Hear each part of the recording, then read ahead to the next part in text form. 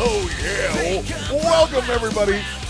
Welcome to the most exciting, most exhilarating, the best thing you're ever going to hear at this moment in time. This is the Owen and Dirt Pop Culture Radio Show. I am Owen Money. Yes, sir. I am Dirt McCoy. And joining us today Bushy is Bushy. Bushy and his balls on full display. His balls are not on full display. Oh, well, I can for see him. It. Well, for me. Well, for you, yeah. Not for the audience. They cannot see Bushy's balls. They look so warm. Unless he feels so inclined to stand up and show his balls to me. We do have some email. Well, I did get some email or feedback about your rap song. Everybody loves it. They love. They ask about your balls because you mentioned your balls, on the spot there. Okay. So people are going to start wanting to see your balls more often. I'm just saying. So. I mean, I'm cool with that. Whatever the people want. Dude, we got a. Oh, I just want to say thank you guys for How having many me back. emails did you get about my balls? Like 3. Okay. They were all from him. Hey, more than one per ball. He was writing himself emails about your balls. Okay. Hey, I'll take it. One of my personalities. If you feel the need to email yourself about my balls, then that makes me proud. Well, hey, I got a lot of stuff on the program today because I haven't been here for a couple weeks. Last week I got a headache. Oh, we know.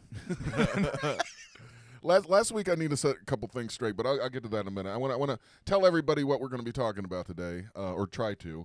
So yeah, I'm gonna clear some things up from last week. But the Just Okay holiday party, it's not a holiday party anymore, is it? It's just called Just Okay 8. Just okay. But it does fall on a holiday weekend, so What Easter, I guess. Right? St. Patrick's Day. St. Patrick. When's Easter? That's in April. You need probably ask I like somebody. I like the fact that you sent him the picture of the costume. He's like, Easter? Yeah, remember how dressed? Because I was like, I dressed like Jesus. That makes sense. Oh, Lord. No, so I can't wait because this is the first time I've gone out to do something in a while, other than coming here and hanging out with you guys. How long has it been since you've been to a real radio event?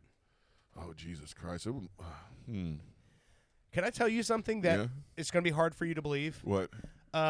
These Just Okay shows are beyond crazier than any monster show I've ever done. You're kidding. I promise you. The News Junkie. Yes.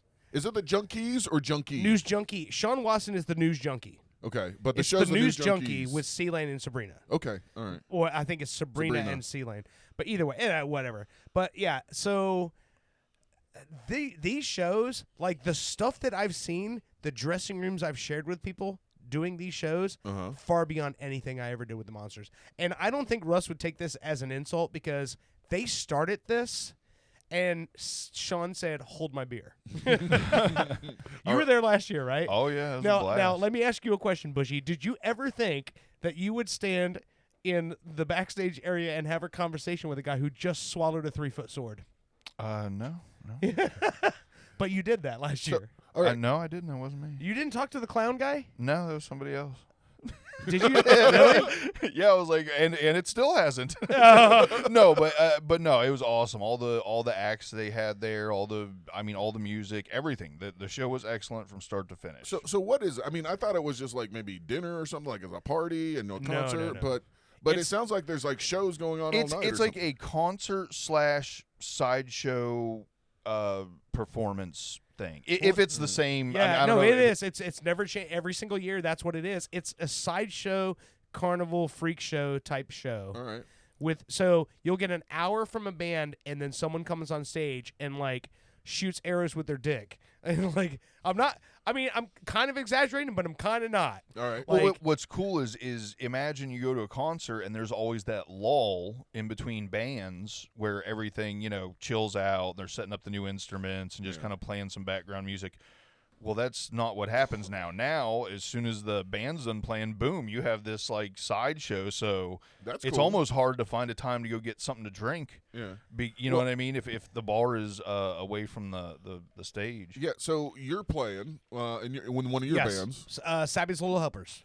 When do you go on? You're the first. We're band? the last band. We're the closer. You're, Yeah. Oh, you're the fucking headliner. Yeah. Hell yeah. Fuck yeah. Boom shakalaka. So all right. My old man brain is going. Okay, wait. I know the doors open at 7, but if you're the headliner, are we talking 9 o'clock or 10 o'clock? I'm going to tell you this, Owen. If you don't show up at doors, you're going to be really fucking pissed off. Oh, it's going to be or filled to capacity? No. You're not reading between the lines. He's No. already trying to figure out when he's going home, what time he can get out of there. He's like, wait a minute, you're the last one to go? Son of a bitch. No. What I'm saying, Owen, is the I don't want to miss a thing.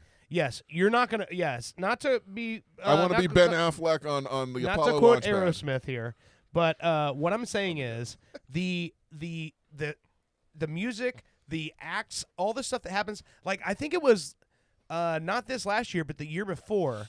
The first sideshow act that came on the stage was a guy who looked like Lemmy, right? Like Lemmy from Motorhead with the beard and all that stuff. Yeah. But he wasn't born with anything below his belly button. How does he pee? I don't know, but he did Armpit. show us how he fucks. So, yeah. Not on stage, but showed us how he does it. And it's like, you know when you see people stand on their hands Yeah. and like they on like the Olympics when they like on that like horse, they hold their hands up and then they swing like this and then Yeah. they flip. Well, that's how he fucks. He stands on his hands and he swings his body and goes ding, ding, ding, ding, ding, ding, ding. But so he Yeah. just slams it into her. Yeah, basically. And that guy had a whole act on stage where he walked on bowling balls. So he put one hand on each bowling ball and then rolled himself across the stage, like walking. And we're like, oh, that's crazy and that's cool. But then he ended the set by climbing up a bar stool, like a wooden stool, positioning himself on the top of it, and then did a flip off the top of it into a pile of broken glass. Oh, man. And they called that man Shorty Dangerously.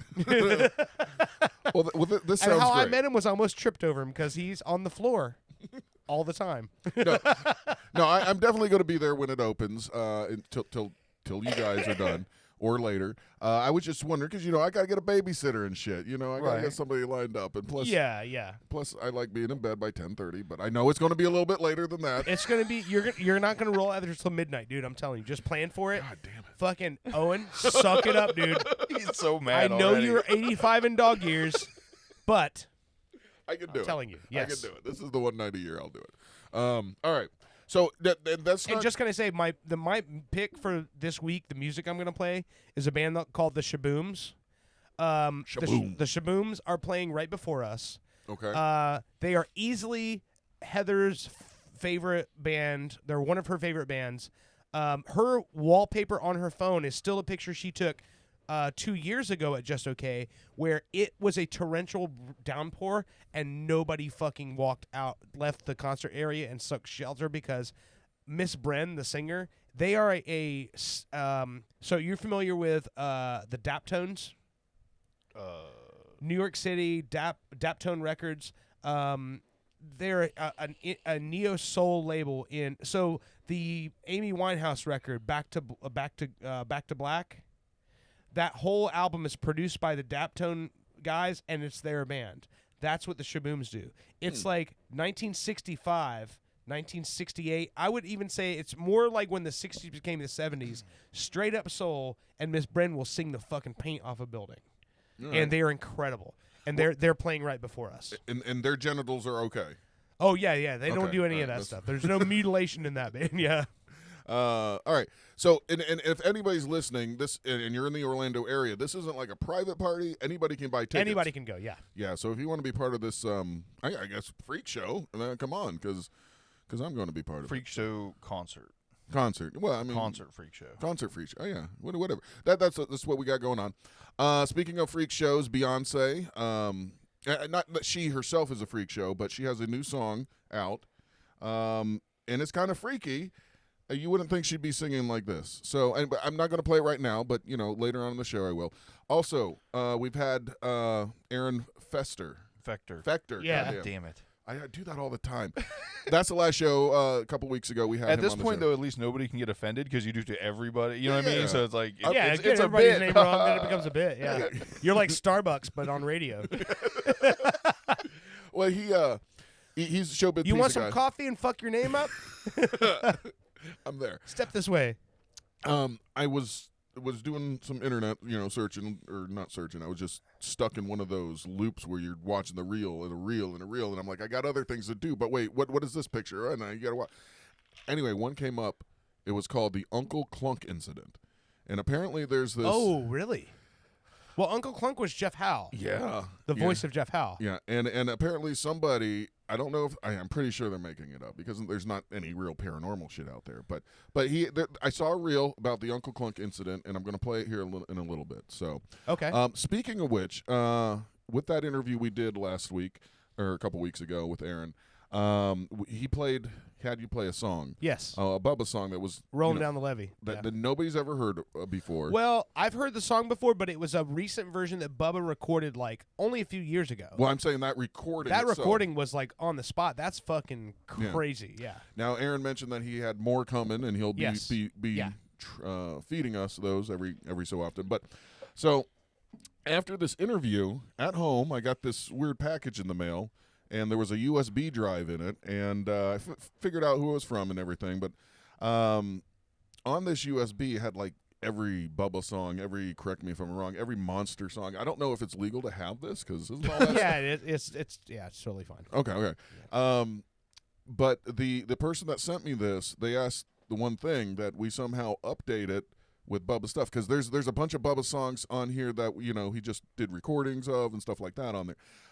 Is there any way, or is that protected, or could we play that song maybe in one of the breaks and not talk over it so he can hear it? I mean, I have it recorded, so I can always just Send it? Yeah, I can okay. All right. actually, he emailed it to me, so I have it saved. I can email it. I can add it to the thumb drive. I can send it to him, whatever you want. All right. And then I've got the song I recorded with him, the tractor song. Oh, yeah. I've got that one I can send to him. Did we ever play that actually on air? Yeah. We did? All right. Yeah, and I've also got the one that you did, the old sock, or my dad's sock. Yeah. Well, that's So- on his Facebook too. So he Okay. posted that. Okay. Gotcha. Okay. All right. So sorry, that's good. I'm not gonna worry about that. All right. You know what today is? You know my days. Saturday. Well, it says Saturday. It is National Meatball Day. Oh, I've been wanting a meatball sub lately, so Well, today's the day to do it. On your way home, maybe. I totally forgot about it. there are no late night sub places, are there? All there sub should places be. close early. Subway is sometimes open 24 You know hours. what? That's the thing I think that the pandemic taught us is that if places are open at 5 a.m., someone out there will buy from them. Yeah, it's me. And so, yeah. and so if there's anything that can change because of the pandemic and make this world a better place, it's for people to start frequenting places that are open in the middle of the night so the rest of us can fucking keep ordering. Yeah. Open that shit up. Yeah. And then also, one last thing, what we'll do later in the program, I have a inspirational message from a Rodney Douglas Norman. Who is Rodney Douglas Norman? I'm not sure, but he's one of these eccentric types that I came across on the YouTube, and he says some positive stuff, and I'll show you a picture of him in a little bit. But Positive as in like HIV positive or like no, stuff that makes you happy, Okay. makes you want to go. I'm out. always down for that. Exactly. We need more positive messages. I'm just worried because I don't know his name before you told it to me that that's how you say his name. It's pretty simple, yeah. Rodney Douglas Norman. He's got Those are all words that Yeah. are part of the the basic that's two syllables. I'm cool with it. All right. There's no silent letters, so you're good. All right. There is one other day today that I think everybody should be celebrating. Nah, I'm just kidding. Hold on. Where's my? God damn it! You got my my thing up. This was a toy that was released today, back in the 50s. Big deal. Was a movie about it. Barbie? Yeah. Oh wow. This is the new Barbie world. I was trying to find the regular Aqua Barbie world, but this I guess has shit. I will just tell you, you're about to hear a new Barbie world on Saturday next week. No shit from who? I'm not saying. I don't like this. I want my other Aqua bar. Here, hold on. Sorry. I'm guessing that's Nicki Minaj. Yes. Stupid rap. I'm kidding. There we go. It is at National Barbie Day. And I just wanted an excuse to play the song because I love this song. So. I mean, they're both bad, so. Not as bad as this one. And bad is, I mean, in a good way. I liked a lot of earlier Nicki Minaj, but it's kind of gone off the rails. All right. All right, let me get to one thing from last week. The Yes. leaf vacuum incident. Okay. Break it down. Mr. Bushy over there had some pleasant words to say, which I agreed with all of them, you know. I was just mesmerized that I could buy something to vacuum my lawn with. I thought that was fucking crazy. I mean, don't get me, it's rich white people shit, but it was cool. All right, here's the thing. I don't like talking to my neighbors because they always recommend things and they have a good way of doing So things. now you're sounding like Brit at the Walmart. That's it, dude. That's exactly the fuck what I said when we were in the truck. He brought this up to me. He kind of, went over this a little bit here and there.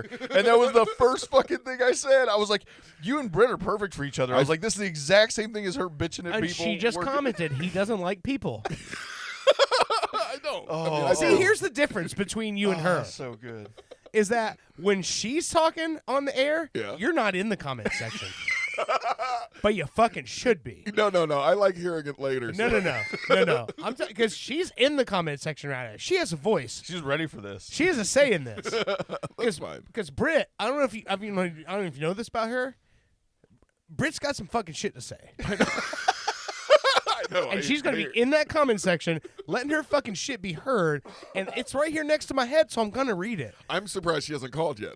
But all right, so my neighbors are fine, I guess. There's two. There's one who was the cops that look at dead people. What are they called? The Forensic. No. CSI. Homicide detective. He's a homicide detective. But I guess according to the other neighbor who talks to Brittany, I'm the type of guy that if I need to go out in my garage or I'm out in my truck to something, I have to check the window to make sure the neighbors aren't out there talking before I go out there. And if they are talking out in front of my driveway, I have to wait in the house. She just commented, detective. Whatever. He just got apparently a promotion, and now he's something bigger. But he lives on one side, and then we got another guy who's She really... said he did furniture. Okay, all right. Well, then she should have come on the show if she got so much to say. Let Owen get through a sentence. I'm doing it on purpose I because I think know, it's I funny. The other neighbor likes You to go... could be interrupting like this too, but no, you don't even listen to the show when you're not here. Well, how supportive is that, you motherfucker? I listen to it later. You get that? Oh well, it's true. You You get just send a screenshot of it on your radio, And I saw- hours, days after it's already happened. I But heard yeah. what you said. No, all right. So the other neighbor is real friendly. They go out there and smoke cigarettes together out in the front. And, so last weekend, the leaves are just horrible. We have like 5 big oak trees and leaves everywhere. So I got my leaf blower out. I got a big old pile up. Like my whole driveway was covered in leaves. And then I was ready to start shoveling them up into bags. And Brittany was, of course, out there watching me because that's what she does. And it annoys the piss out of me because I hate being watched. Is that a weird thing? Like if you're out doing yard work and your woman's staring at you, isn't that annoying? Or? If I'm doing a chore of any kind, I don't want to be watched. No. Yeah. Like, Okay. That doesn't necessarily bother me too much. What bothers me is when people start having opinions on what I'm doing wrong. Okay. But All right. otherwise, no, it doesn't bother me. So our friendly neighbor comes driving home while I'm getting this big pile, and she's out there holding the baby, watching me. And the friendly neighbor goes, "Hey, man, that's a big pile. I have a vacuum leaf thing that'll suck those right up real quick." I'm like, no, thank you. And he's like, "No, really, it'll be real quick." I'm like, "No, I got it. I'm just going to shovel them up here." He's like, "Okay, well, it's here if you need it." That's a friendly thing. Yeah, right? yeah. He's trying to help. Yeah.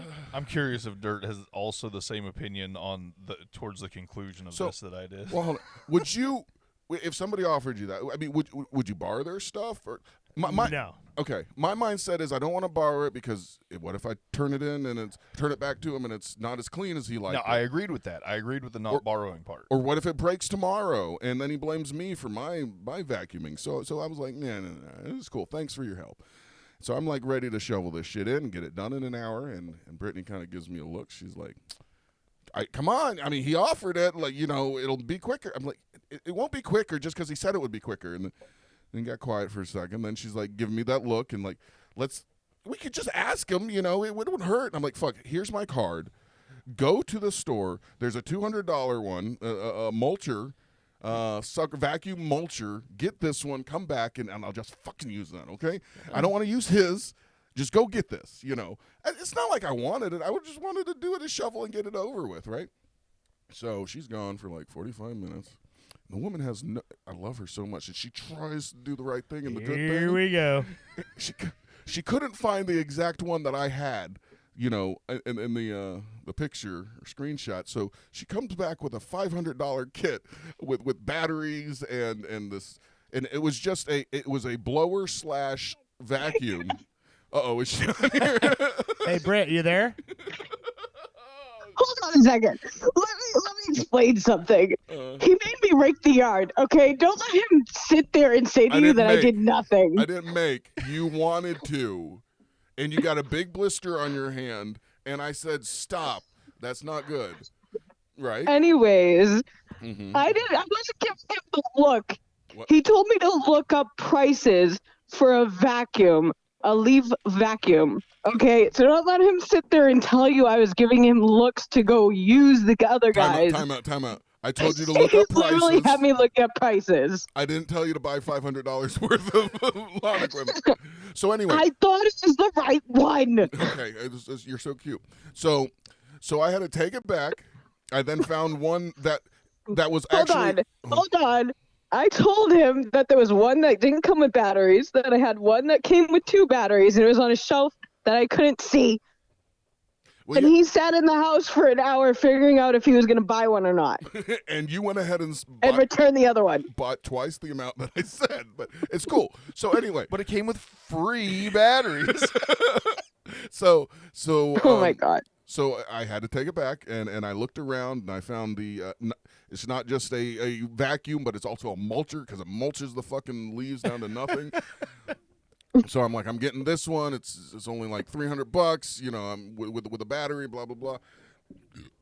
So I get home, and now we're like 4 hours into this. I could have just fucking shoveled that shit in a bag. No. We are not 4 hours into this. Yeah, I'm pretty I did sure. the night before at 9 p.m. Well, it took 2 days. It did take 2 days to do all the leaves. But anyway, so anyway. What'd you call in? I love you. What'd you call in? What'd you call in? Go fuck yourself. But what? Straight.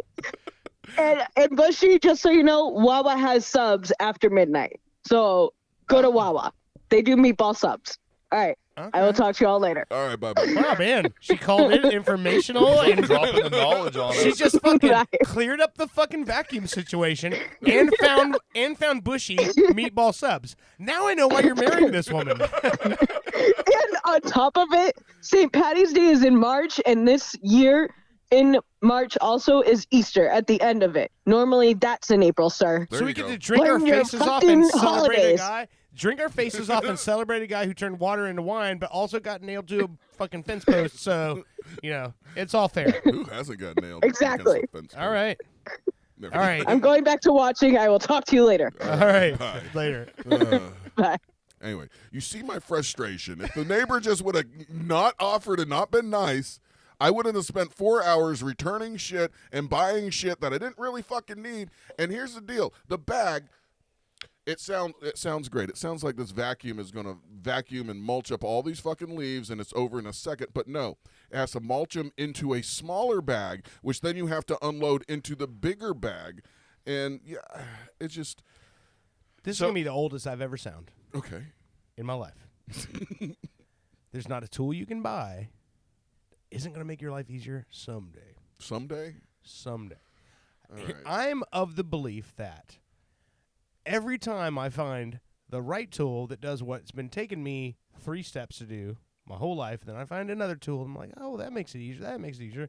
Then all of a sudden, my world just starts looking way easier. I'm like, oh, well, shit. Now this will do that, and that will do this. And all of a sudden, I'm like, things aren't as hard as they have to be. Yeah. I'm a fucking tool guy. I'm like, okay, this will, if I can buy this one tool and I'm like, it's going to fucking vacuum all the leaves up out of my yard, guess what I'm doing next? I'm fucking taking that thing out in the back. I'm vacuuming up all the dog shit, and I'm throwing that in a fucking bag and putting that in a fucking trash can. Then I'm fucking taking that same vacuum. I'm vacuuming up a fucking kiddie pool full of bleach because there's dog shit in that vacuum now, and cleaning that out. And now I'm like, holy shit, what the fuck else can I suck up? Oh yeah, when we had a fucking party and everybody threw fucking confetti out there, vacuuming up the. I'm just saying. You know what? If I you ever see need to borrow it, so many more uses. just for let me everything. know. Now, see, I had a If slightly... you let me borrow something, though, you will never. It will become part of my fucking You're Homer arsenal Simpson. here.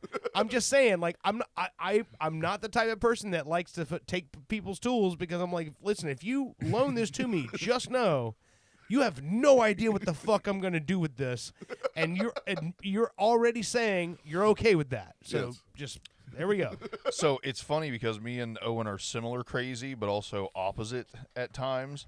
And where he felt the need to buy this vacuum because he was getting looked at a certain way, and he didn't want to use the neighbor's stuff because he doesn't want to break stuff. I agree with not using the neighbor's stuff because you don't want to break it. But I, however, would never in my life now be able to purchase a leaf vacuum and use it for fear of making the neighbor feel bad because I didn't use the his. vacuum that he offered me. Well, yeah, I didn't think about that. Now I'm gonna think about that. Because if I'm the neighbor, I'd look outside, because it was literally like 2 hours later, right? So I'm the neighbor, and I look at him like, what a fucking dick. I offered him the vacuum. He said, no, fuck your vacuum. And he goes and buys a fucking leaf vac. Well, What I'm dildo. I'm sure he's okay because here's the second part of the story. Not going to be a friendly neighbor very long. No, here's the second part of the story. So, one of my trucks, the water pump went out, and I got a quote for it. It was like $1,300 to fix that. Should just something put the else. vacuum on the truck. It would suck all the water through. There you go. So I talked to you about it. And Derek King apparently also says fucking vacuums, LOL. So apparently he's had his issues. So my truck. I'm pretty much going to take it to the Bushy shop, and Bushy's going to try to fix it. Okay. It's a water pump. Yeah, yeah, exactly. On a Right. Dodge. Was it 3 bolts and yeah? Yeah. Well, it all depends. I was telling him the only reason I'm going to look it up is I've done probably, 10, 15 water pump jobs in my life, I'm sure. And all of them were, like you're saying, 2, 3 bolts. You pop it off. You put some sealant here. You gasket And most there, of them, even da- like the fucking gasket, is like that rubber like gasket that fits into the ridges on the back of the fucking pump. You fucking lube it, slide it in there, fucking pop it on. Have you ever done a water pump job on the Chevy diesel? I think it was 6.8 liter. Okay, so let me tell you, I was the service manager of a diesel shop for years. And no, and fuck you for asking. Because diesel is a totally different world. It's like the difference between being an airline pilot and fucking flying to Mars. Not to mention, that's like a gasoline converted to diesel motor, so it's a real Frankenstein of some bullshit. So I didn't know I made this. a lot of money off Duramax engines. I had already changed out probably 5, probably half of the water pump jobs I've done. I've already under my belt, never looked it up. Most of them are YouTube and all this shit. Yeah. I just knew how to do it. So that's the way I go into this one, thinking, oh, no big deal. I look, there's about, it's more, but it's a diesel, so everything has a lot more torque, so there's usually more bolts. So I seen about like 6 or 8 bolts holding this water pump, and I'm like, damn, that's a lot. So I get them all off, and I'm trying to pry the water, because usually there's, gasket sealant, and it sticks, so you got to kind of pry it off and pop that sealant. So I'm prying, and I'm prying, and I'm prying, and this thing will not break loose. Dirt to the point I'm prying on it so hard, and luckily I just happen to notice, 6-8 inches away from the water pump, I see the grease separating on the front of the motor, and I'm going, what the hell is going on? You took the motor apart?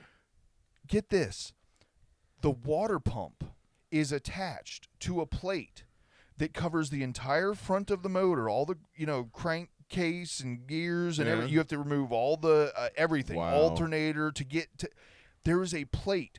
I want to say, this is years ago, I want to say it was 28 bolts to remove this plate from the front of the motor, and aside from the 6 or 8 bolts holding the water pump on from the front, inside of the motor, where you could not get to them, there was 6 more bolts holding the water pump on, with the heads inside of the motor on the opposite side of this plate. So you had to basically take the entire front of the 3-day water pump job. Wow. Oh yeah, I'm not. Listen, I'm not trying to turn this into Tool Time with Tim Taylor, but what I will tell you is that Duramax engine is a motherfucker. This wasn't Duramax. This is old like 6.8 gasoline. Oh, okay. This was a 86 Suburban. So, for those of you keeping score at home, diesel fuel is not flammable. What? In the way the gasoline is. All right. No.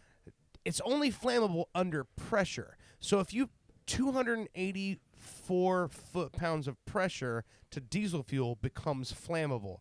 So you're talking about an engine that literally it just crushes shit until it says, fuck you, I'll burst into flames if you want. Yes. So that Duramax engine it's built, it looks, I guess, appearance-wise like a gasoline V8 engine, but it has fucking almost 300 foot-pounds of torque, meaning that like you can just yank a house off its foundation with this fucking thing. So when you have that much power, that much going on here, it's a monster. It's like it's not built like anything. Yeah, it's. Well, if anyone wants me to fix one, you can go fuck yourself. And call me. well, It might take me a few. Hey, I got it back together. It worked and never had another problem. all right, but my vehicle isn't anything like that. It's No, something it simple. should not be. So, all right. So, I've been talking about you about picking it up, and, yesterday things happened, today things happened. And I'll probably take it over to your place tomorrow so you can take a look at it. But Brittany then, as helpful as she is, she goes, hey, why not talk to the neighbor? I saw him working on some vehicles. He might know work on vehicles or know. So I'm going, no, I got it covered. Bushy's going to work on it. Don't talk to the neighbor. We don't need it anymore. Like help from neighbors. Let's just say hi and goodbye. She's trying to fuck up my side money. Anyway, today she tells me, she goes, I talked to the neighbor about the truck. I'm like, motherfucker. He recommended, he has a friend that works at a mechanic. It'd be about $1,000 probably to do it. I'm like, look, I don't need any of that, dear. Thank you for helping. And just stop helping. Let's stop talking to the neighbors, because now the neighbor's going to think, all right, did he take it to my buddy or not? Hey, Owen, did you take my... Now I'm going to have to say, no, I didn't take it to your buddy, because I have a buddy who hopefully will fix it in the future. I don't know. You better fucking fix it, please. I don't know. Right, no, now she's put undue pressure on me that if something goes wrong, that's like, well, if you would have taken it to the neighbor. There you go. So But anyway. we're good. I'll fix it. You'll be fine. I don't know. Is it just, am I too uptight with the neighbor? No, Yes, that's the answer to every. Yes, you're definitely too uptight. Definitely, but if you weren't, the show would be not nearly as funny. So continue to be a neurotic motherfucker because it's awesome. I will. All right. See, we're very similar because I'd be like, I told you not to tell. What the fuck?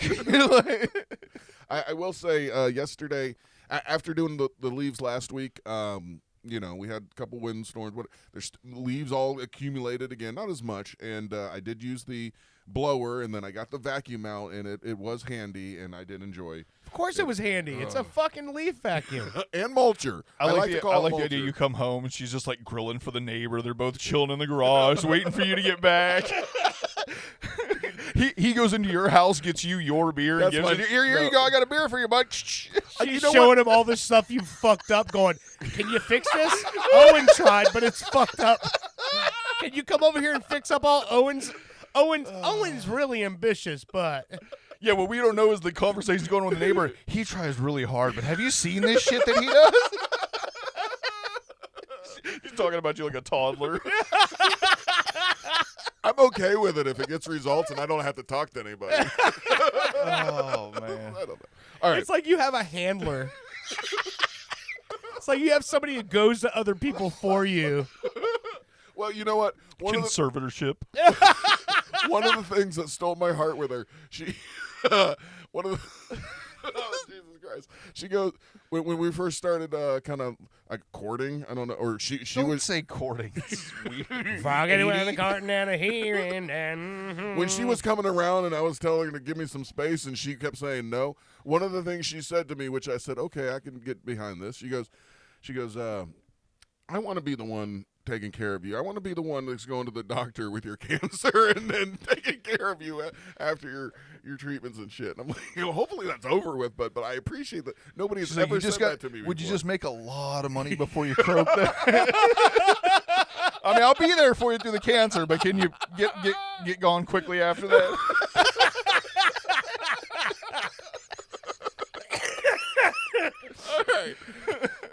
All right, I need another beer after that.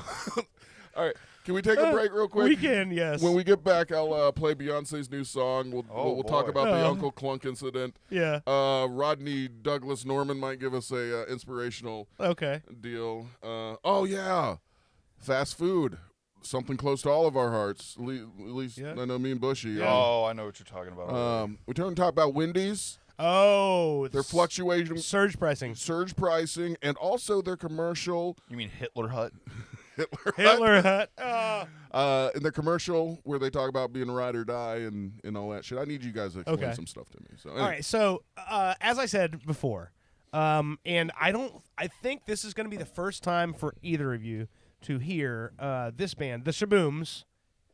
And what I think is great is in there, if you you follow them on Spotify, it's THE, the word the, and then the band is SH hyphen booms, Shabooms.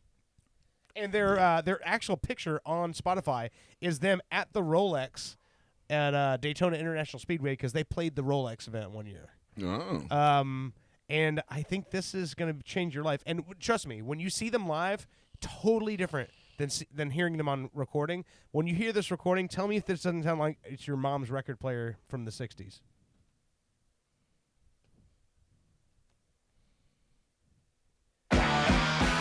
This song's about my mom and dad. You see, they had a bit of a problem. Between alcohol and crack cocaine, I know it was the 80s, but these fellas.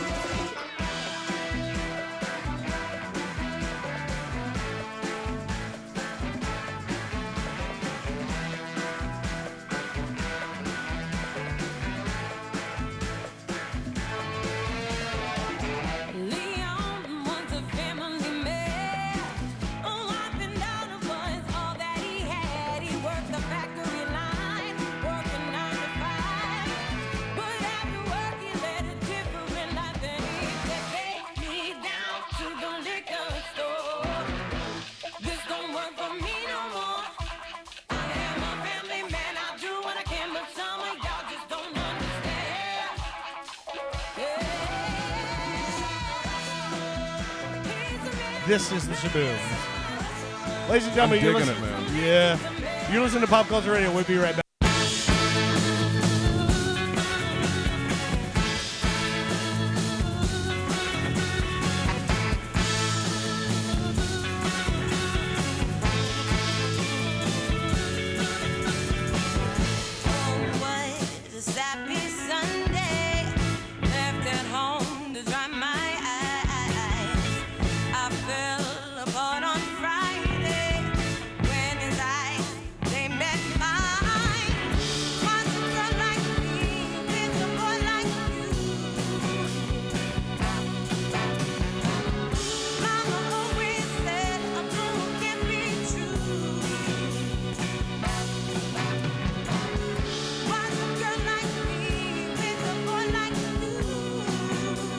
Welcome back to Pop Culture Radio. Whoop, whoop. Again, this is the Shabooms with Dry Eyes. This is, we just talked about it on the break, but like they're one of those bands that like, and I'm part of this, so I can say everybody that you know who says they're in a band is in a garage band. I'm in a garage band. I'm in a garage band that's played in fucking 41 states. But we're still garage bands. It's guitars, bass, drums, vocals, maybe some keyboards. But, you know, that's what a band is for the most part. When you see a fucking band that's got a full brass section, man, and they rock it like these fucking guys do, it makes me feel like I don't think I know what the fuck I've ever been doing. Yeah, no, I mean, how many people are they coordinating? Oh, it's I like think it's like 12 or- 11 people in the actual live band. So that's 11 people having to get But shit they have right. alternates too, because it's like if your trombone player's got another gig tonight, she's playing at Murray's Fish House, you got to have another trombone player. But Yeah. but I'm just saying, even at the simplest math, a garage band, 3 to 5 people, right? Something like that. Yeah, exactly. You Yeah. know, now you're doubling that and then adding 2, and Oh, all yeah. those people have to be, on point and know when they're supposed Oh, to yeah. play what. They're so fucking good, man. It's crazy. They're just one of those bands where, I love being a fan of people that I know.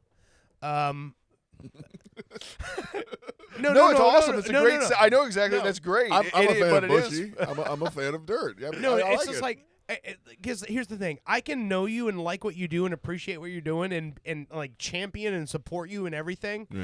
Yeah. But when being a fan means like when something new comes out, I'm like, holy fucking shit, dude! Like, I wish that I'd done that. Yeah. You're and that's- excited for their content. Yeah, and, yeah, And you geek out over it. Exactly. And it's just like, and that's one of those bands that like, I don't think I've ever known anybody who does what they do. I remember when your brother's album came out, Florida Slang. And Yeah. You were so proud of him. He was written up in the Orlando Yeah, Weekly and yeah. stuff like that. So. It's being creative is one thing, but being creative extensively for a long period of time That's is hard. not Yeah, easy. yeah.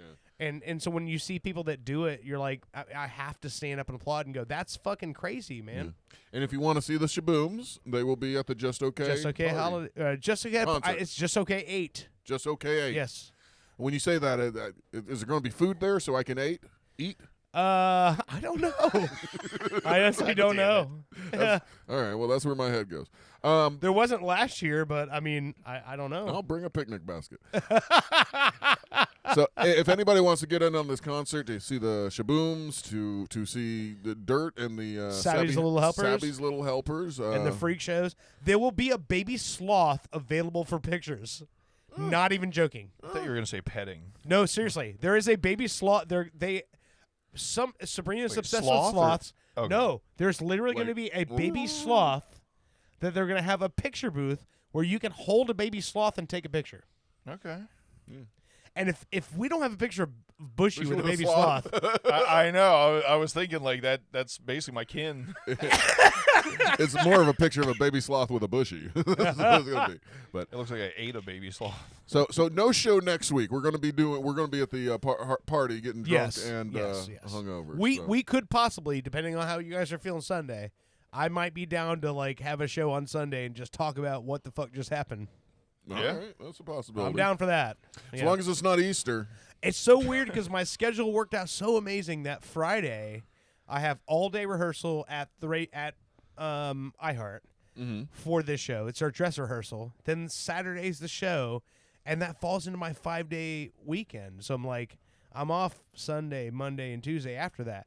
So I can take this shit to shitfuck To city this whole weekend.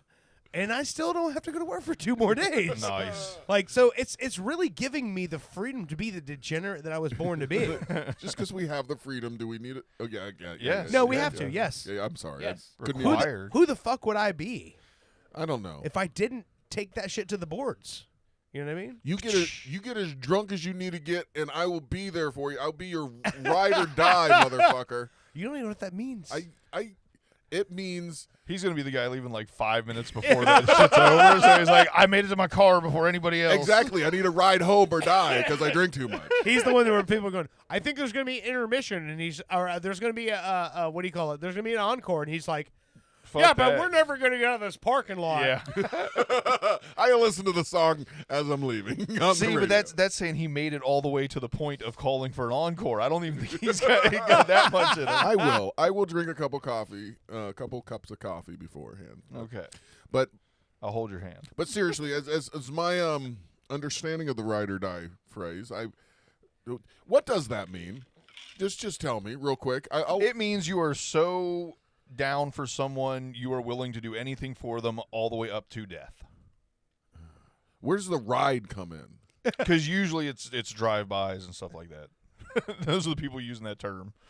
Oh, so I'm gonna go do drive-bys with you or die. One of the two. You're Yeah. So it goes back but it's more of a love thing. Like you love someone so much, or you care about someone so much, you're willing to go kill to somebody go- for them. Well, no, ride or die means you're willing to give up your life. So it doesn't necessarily mean kill somebody. Oh.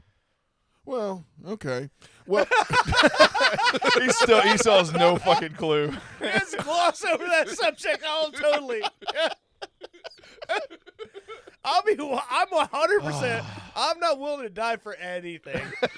I will flat out say that to you. But I will also say, hey, whatever it is that I can do to help, I'll help you. I'll be I'm there, trying yeah. to be there for you and all that. Dirt is but- ride or bruise. Yeah. well, I asked that because it showed I'm up. rider till shit gets fucky. Then I'm like, okay. Have you talked to your mom lately? Maybe she's got an idea on this.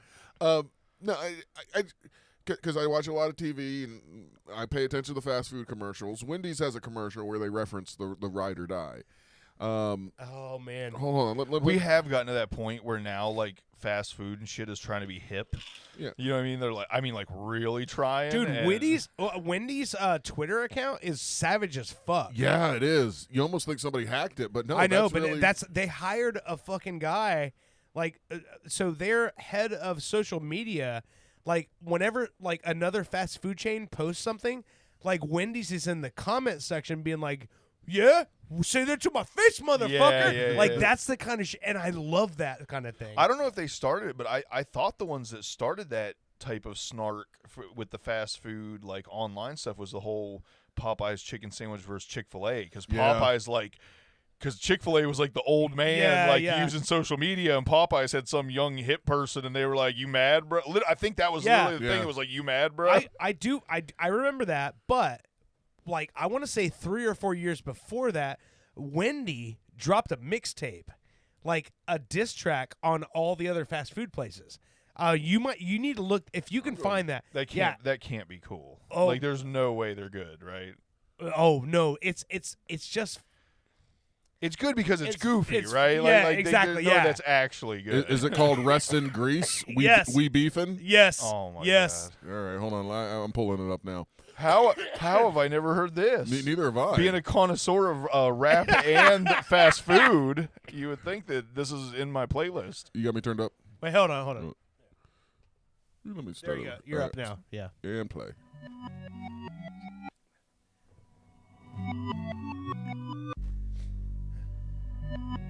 Does anybody play that You forward? gon' get that work. Red hair with some pigtails, better check the score of these meal sale. Now that's better, I'm so clever, my bar's chilly, better grab a sweater. You block my tweets, can't squash the beef, now you check my feet and your eyes swelling. How you love that? These straight facts, trying to take the swag, but we don't want it back. I'm a boss chick, and they hate with that, but we try. I mean, I can't say too much. She's better than I am. Is this supposed to be Wendy rapping? Yeah. That's kind of off, though. It's Queen when you need to say more. But Wendy's a white chick. That bacon Right. go Yeah, I wasn't crazy. gonna say that, That but spicy chicken go crazy. it's pretty obvious. Fry, dip it in the sauce, and still be so You know what? There are some tasty. white chicks. Don't face Cash no me outside that McDonald's, sound be like that. so So lazy. Yeah. Oh yeah, bad baby. Because I'm fast food's first lady. It's She's having a Queen kid Wendy now. up in this thing. Y'all This can't is beat not us up in near the as bad thing. as I was expecting. I'm gonna be real. Like, Right. it's I know, not- but that's when you. So I will say this to the day. Actually, you know what? I got an idea from that. So here's the thing. I've always said for years, like for all these terrible commercials on the radio, on television, or whatever, when every commercial is supposed to be like. So back in the 70s, there was a TV show that was on network television where they were like, oh, funny commercials. And they would show these commercials that were supposed to be funny. And then after that, every single fucking marketing company in the world tried to make funny commercials. And 99.9% of them are dumb as fuck. And they're supposed to be like, funny. You know what I mean? So as soon as like there was a Bud Light campaign in the early 2000s where they hired this guy to write actual funny commercials, and like one of them was just him in a bathtub playing with empty Bud Light cans like it was fucking Battleship, and it was hysterical to me. And I'm like, okay, if you want to make a funny commercial, hire a comedian to write it.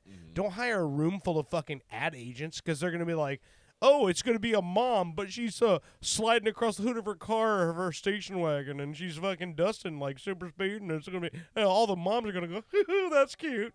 No, fuck that shit. Like, if you want it to be funny, hire a fucking comedian. If you want it to be, catchy, hire a fucking songwriter. Stop hiring people in fucking shirts and ties in rooms to go, I think this is really going to get people's attention. No.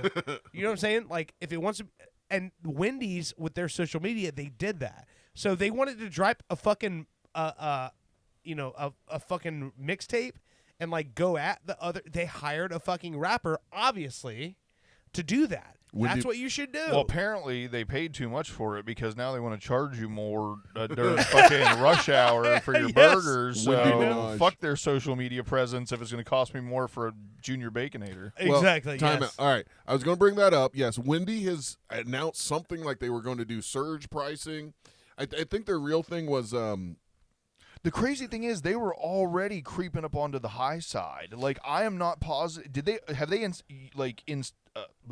they put it into effect yet? No, they've backed off of it. Okay, because I actually got 2 just normal ass combos the other day, and it was like $34, and I'm like, for almost $40, I could go to a fucking restaurant. Yeah. Right. Probably, and I mean, we're not talking about like a triple stack with, I think they were just medium, normal plain Jane 2 value meals.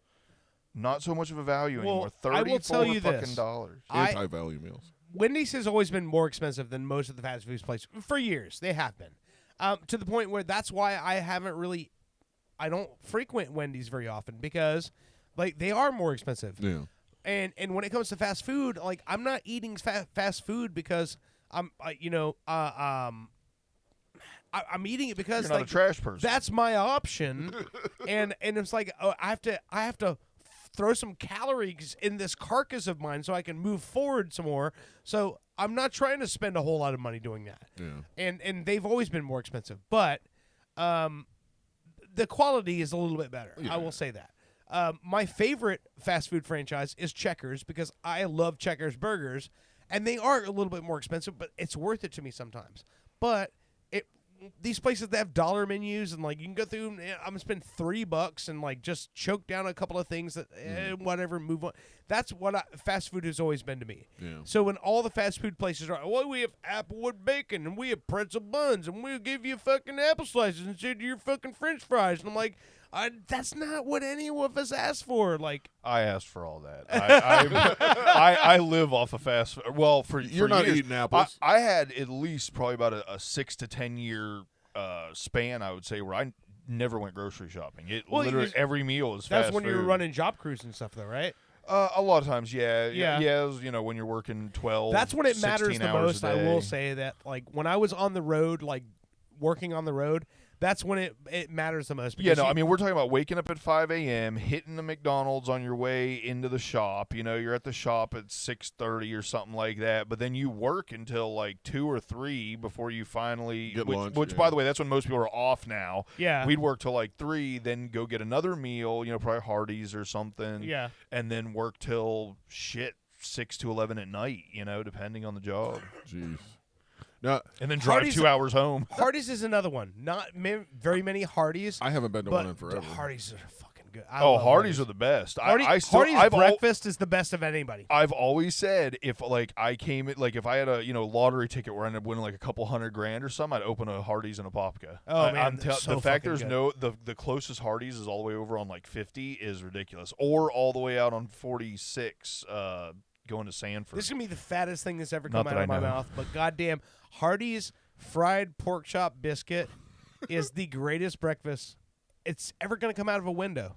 I'm just saying. So their Monster Burger is probably one of my favorite fast food burgers of all time, and like it's because there's nothing on it but meat, cheese, bacon, bacon, mayo. You know what I mean? It's just like It's like here's 3 animals with some bread on the side. it was the Baconator before Wendy's did the Baconator. Oh, what I yeah. mean? It was the only one that you could get that had no lettuce, tomato, onions, vegetable, without telling them to take it off. It's it's just bread, mayo, meat, cheese, bacon, meat, cheese, bacon, mayo, bread. You're fucking making me hungry. I'm horny now. What you talking about hungry? The place I go Fuck to, a Monster Burger. the fast food place I go to most is McDonald's, but it's That's like the worst one. But look, it's like food roulette because no matter what you order, no matter what's on the screen, when you get home, it's not. It's different. Like I will get I hate pickles, so just no pickles on my burgers. That's pretty easy, right? Yeah, their pickles are good. But now Brittany gets something with no pickles, no onions, and because there's one burger with no pickles, with no onions, one burger with no pickles. It fucking confuses them. Half the time, mine's totally plain. Hers has extra pickles on it. Sometimes we even get, like, different burgers. Today, she went there. My burger was fine, but they gave us an extra French fry, which was cool. It's just, I don't know why these people We should want do an $40 experiment. an hour. We should. So when we go to break, let's do an experiment. All right. I don't think I have to sell this to any of you, but let's do a fucking order. Let's figure out where we want to order from. And we'll do all our own specific orders and see if they get it right or not. Oh goddamn! Well, I mean, I could tell. You want to bet? I'll bet now $100 they get it wrong. I don't even know what we're ordering yet. I'm buying. I'm just saying. We should, because I mean, if any everyone's got their go-to order, right? Any place. Yeah. Like pretty much. I got my ride or die order. Right. You know, oddly enough, not real quick sidetrack. Yeah. My mom drives me fucking nuts. Anytime, as far as with Really? the whole You've never mentioned that on the show before. You brought up with the go-to order. Yeah. It's linked into which we're talking about. Okay. Just the other day, I'm like, hey, I'm going to Subway. What do you want? And she's like, I don't know. Let me look at the menu. And I'm like, you're like 70 fucking years old. How do you not know what you want from every single fast food place that exists by this point? You know. And then by the way, 20, 30 minutes to find a menu because it wouldn't let you do it unless you download the app and this and that. Yeah. And then she's like, what location's near us? And then finally gets Italian BMT. How did you not fucking remember Italian BMT? You know what will change the way you order at a fast food place? Oh, I'm so mad. Is when you are in a 15-passenger van with 6 other people on tour and you got to go through a fast food place. And at that point, that's when... That's a walk inside moment. That's not a drive-through. Well, yeah, but sometimes it was all coming out of the same fucking cash pile. So what we used to do is we'd pull to the window, and it was like you just shout what you want, and the guy in the driver's seat would. And so that's what changed me. Where it was like it doesn't like as soon as somebody said, "Here's where we're stopping," I would already in my head know. I'm like, all right, this is what I'm ordering because I feel so fucking bad for the people inside those fucking restaurants where I'm like. You deal with the worst fucking people. You deal with the worst parts of society. You deal with the people who are like, now, and they just want to bitch all the time. That I'm like, I'll give you, this is what I want. And if it's a little bit off, as long as it's edible and I didn't go hungry, I'm not going to complain because, goddamn, your job sucks. and that's what made me that way. Whereas, like, when I go to a fast food place now, I'm like, here's my order.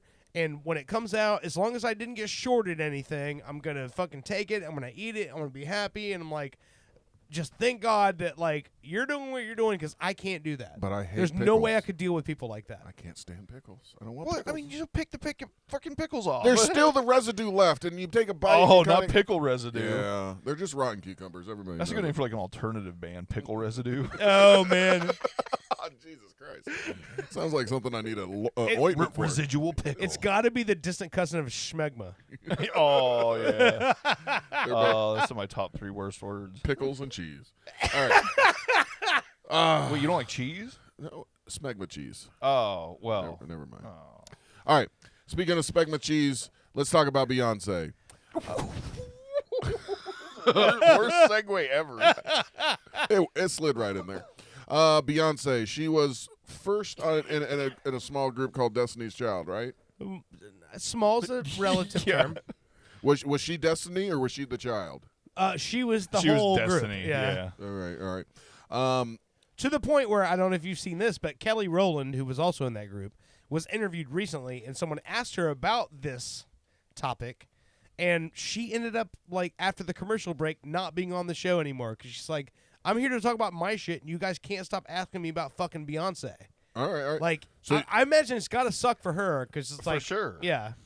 It's honestly fucked up that people would do that to her. Yeah, I know. Why? Why would you want to? I never wanted to be that type of interviewer because I saw that happen so many times. I'm like, they're here to talk about something. Why are you going to ask them? Oh, you're good friends with this person who's more famous than you. Why don't you tell us about them? Like, and by the way, tell us about them and the thing that's already been talked about on every other show a million times up until this point. Yeah. Well, so have you all heard that she has come out with a brand new song? No. I have. And it's not what was she? She was considered R&B or rock, pop, R&B. Yeah. Pop. All right. Yeah. There's been some artists like Taylor Swift. She started out country and she moved to pop, and then there's some like Darius Rucker who used to be Hootie and the Blowfish. He went from Hootie and the Blowfish to country. Right. And our beautiful Beyonce seems to be following that trend. Oh, no. She has released a country song. Have you not heard the song? Of course not. Fucking Beyonce and country? Could there be any? Like, you literally combine two things I could care less about. Beyonce raps sometimes. I will. Hey, spoiler alert. It's not country. Anyway, in my world. Well, regardless, either one. I'm not listening to Beyonce. On the current country pop charts, it is. Oh. So, well, that's what I'm playing it right here. It has a banjo in it. Is that the only thing that makes it country? Like, what else? I already hate it. It already There's sounds nothing pandering about as shit. modern country that's country at all anyway, so. What? This ain't Texas. Texas Hold'em. Ain't no hold It's got a beat to it that sounds, down. and it also has a very early 1900s like Southern black church. what they would call race music feel to it, which I'm cool with that, but I'm like, I'll be honest with you, this song, I hate this song way less than anything else that's on country radio. That's very nice. Because this actually feels authentic in a bit. I will hate it for the both of us. This is fucking horrible. Hold on, listen. But it's definitely pandering. We've talked about pandering on this show quite a bit. So, It's okay, pandering, yeah. that. Why is she doing this is my question. Was it just to get a money grab? Money. I don't think so. I don't think it's a money thing. She doesn't need money. I think it's a dominance thing. It's she conquered everything she's done. So it's like now she's like, okay, you know what? It was almost like I could see it being an inside bet with her people and going, hey, do you think I can conquer the country charts too? And they're like, of course you can. You're Beyonce. Okay, let's do that. Garth Brooks did the Chris Gaines stuff and didn't get successful. So we call that a flex. She's just flexing. Yeah, the Chris Gaines thing wasn't. I mean, he was doing a movie, so it was a movie soundtrack. Right. It wasn't really like. Check out. I think he thought he was gonna. He had a chance at being an actor and.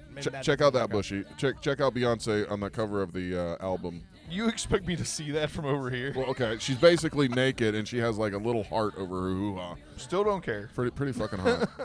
But anyway, Beyonce is now country. Just want to let you know here a little bit more because I'll tell you this. They got whistling and stomping in it. That makes it country. I don't hate Beyonce because I think I know what I'm getting with Beyonce. That's going weird. All right, that's enough of that shit. You know, I think I know what I'm getting anytime I hear Beyonce. I'm like, I get it. I don't hate Beyonce. She's very talented. It's just not for like it's a big zero to me. Like it means nothing to me. She's married to what? Who? Jay-Z. Jay-Z. Right? Yeah. And he's. I mean, they're still married, right? They're Yeah. happy. Yeah. Oh yeah. And Jay-Z's not a country guy at all. You know? No, he was a huge rapper and basically Used to now sell just crack. produces. Yeah. Well, every rapper. Well, yeah. Could we be? That's like saying I'm a rocker that used to drink beer. You know what I mean? Yeah. Could we be seeing Jay-Z starting to do some country songs? I don't know. I would highly doubt it. that. Yeah. Well, nobody ever thought. I'll be honest with you. Jay-Z is probably sitting back, listening to this, saying the same shit I am. You know, but if the flexing thing is right, you know, they're probably just laughing yet again all the way to the bank. Yeah. But no, I imagine Jay-Z probably thinks about as much of this as I do. No, actually, according to this website, Jay-Z's coming out with a heavy metal album. Huh. Just Well, kidding. he's I'm already just done kidding. that. I'm just kidding. He's already Has he? done that. I was Yeah. trying to make a joke. Never mind. Fuck that. No. Hang on. When you said it, I was like, I could see him doing more like the rock side of things. Okay, delete that last few seconds. According to this website, Jay-Z's coming out with a polka album. Thank you. Hey. Fuck it. All right. Enough of that. Let's get to the Uncle Clunk. I don't know incident. what that is. Uncle Clunk. All right. You know how at Showbiz Pizza, Bubba Whoop-Ass Wilson was the Fats the gorilla, yeah. There was another character called Uncle Clunk. He was like a creepy-looking kind of character, and he only sang like 1 or 2 songs, but he was really creepy, right? When I was a kid, what made me laugh so hard about him is he would answer the banana, the phone would ring, and he would reach for the phone, but he would grab the banana and hold the banana up his phone and go up to his ear and go, "Hello, hello, speak, I'm talking to you." And because he was holding the banana, obviously there's no one there. Yeah. That was a gag I thought was funny. So. Right. Well, like I said earlier, I was on the reels, and I was looking at these reels. I sound like such an old man when I say I was looking at the reels, but this story came up. I'm just going to start playing it. Hold on. Here. Okay. Actually, looking at the reels is the youngest thing you said. Looking at the reels is the youngest thing I said. Okay, thank you very much. Let me restart this. Come on. Damn it, my internet. I'm sorry, I fucked up. It's very important we get that first half second. Every second matters with these reels, because I'm for real. All right, here we go. The Uncle Clunk incident. In 1983, Showbiz Pizza introduced an animatronic named Uncle Clunk, who was considered advanced for the time in terms of movement and intelligence. Well, the intelligence, I'm not sure there. But Jeff Howell was the one that voiced him. I think we said that before. We have to get Jeff Howell on the show. We will do that. I will make that happen. We'll see if he knows anything about this. As he was being added to more and more locations, complaints arose about his behavior. Apparently during shows, he was staring at audience members for prolonged periods of time. In some instances, when there was no show playing, he would look at nearby children and say random numbers. The mechanics were never able to figure out what was wrong. Eventually, Showbiz had enough, and all the Clunks were recalled, except for 2. One that was forgotten in a storage closet in Maine, and one at my local Showbiz in the arcade. This place wasn't informed about the recall. That summer, my friends and I were in the arcade playing. All right. This is where it kind of goes off the rails and kind of weird. I will say it's super creepy already. Yeah. That first part. And also, I'm just going to call bullshit right now. Well, okay, all right. Yeah. When you hear the ending, you really want to go bullshit, but I think we need to ask Aaron. I think I have something that ties into all this, and if you're calling bullshit, I think I know exactly. This is something recent. This is a recent video. Yeah, I mean, this is something. I bet you I know why this, especially if it's a joke or a spoof, is being released now. I'll tell you why. It's from a guy by the name of Rod Studios. That's all I can tell you. But I really want to know if they were recalled, because I know Uncle Clunk wasn't in all of them, and he kind of disappeared quickly, and I want to know if there was any truth to the fact that maybe that character was haunted. All right, so I'll go ahead and go right into it then. Do you guys know about the whole Five Nights at Freddy's thing? Yes. I know it's a game, right? It was like a series of games, super cult classic kind of thing. I see the toys. I'm pretty sure it was PC exclusive, you know what I mean? Like PC gaming. But there's a lot of like deep stories and lore, and I guess it took several installations to actually figure out the whole story. Well, they just released the Five Nights at Freddy's movie, which oddly enough I just watched yesterday. It's a great movie. I thought so. I thought it was fun. So it's got like a 5. I always go to IMDb, right? Yeah, So it's got like a 5.5 or 5.6 IMDb. Yeah. But yeah, I've always said if it says horror movie in the description, you have to add one. Yeah. So now you're talking about like a 6.7, which is on the higher side. Why do you have to add one? Because horror movies always get a lower score. Like, Yeah. even if they're really good, they just always do. And for my own personal thing, I found out if I add a 1, it seems to be pretty accurate. All right. Somebody on the chat wants you to clear it up. Is it horror or horror movies?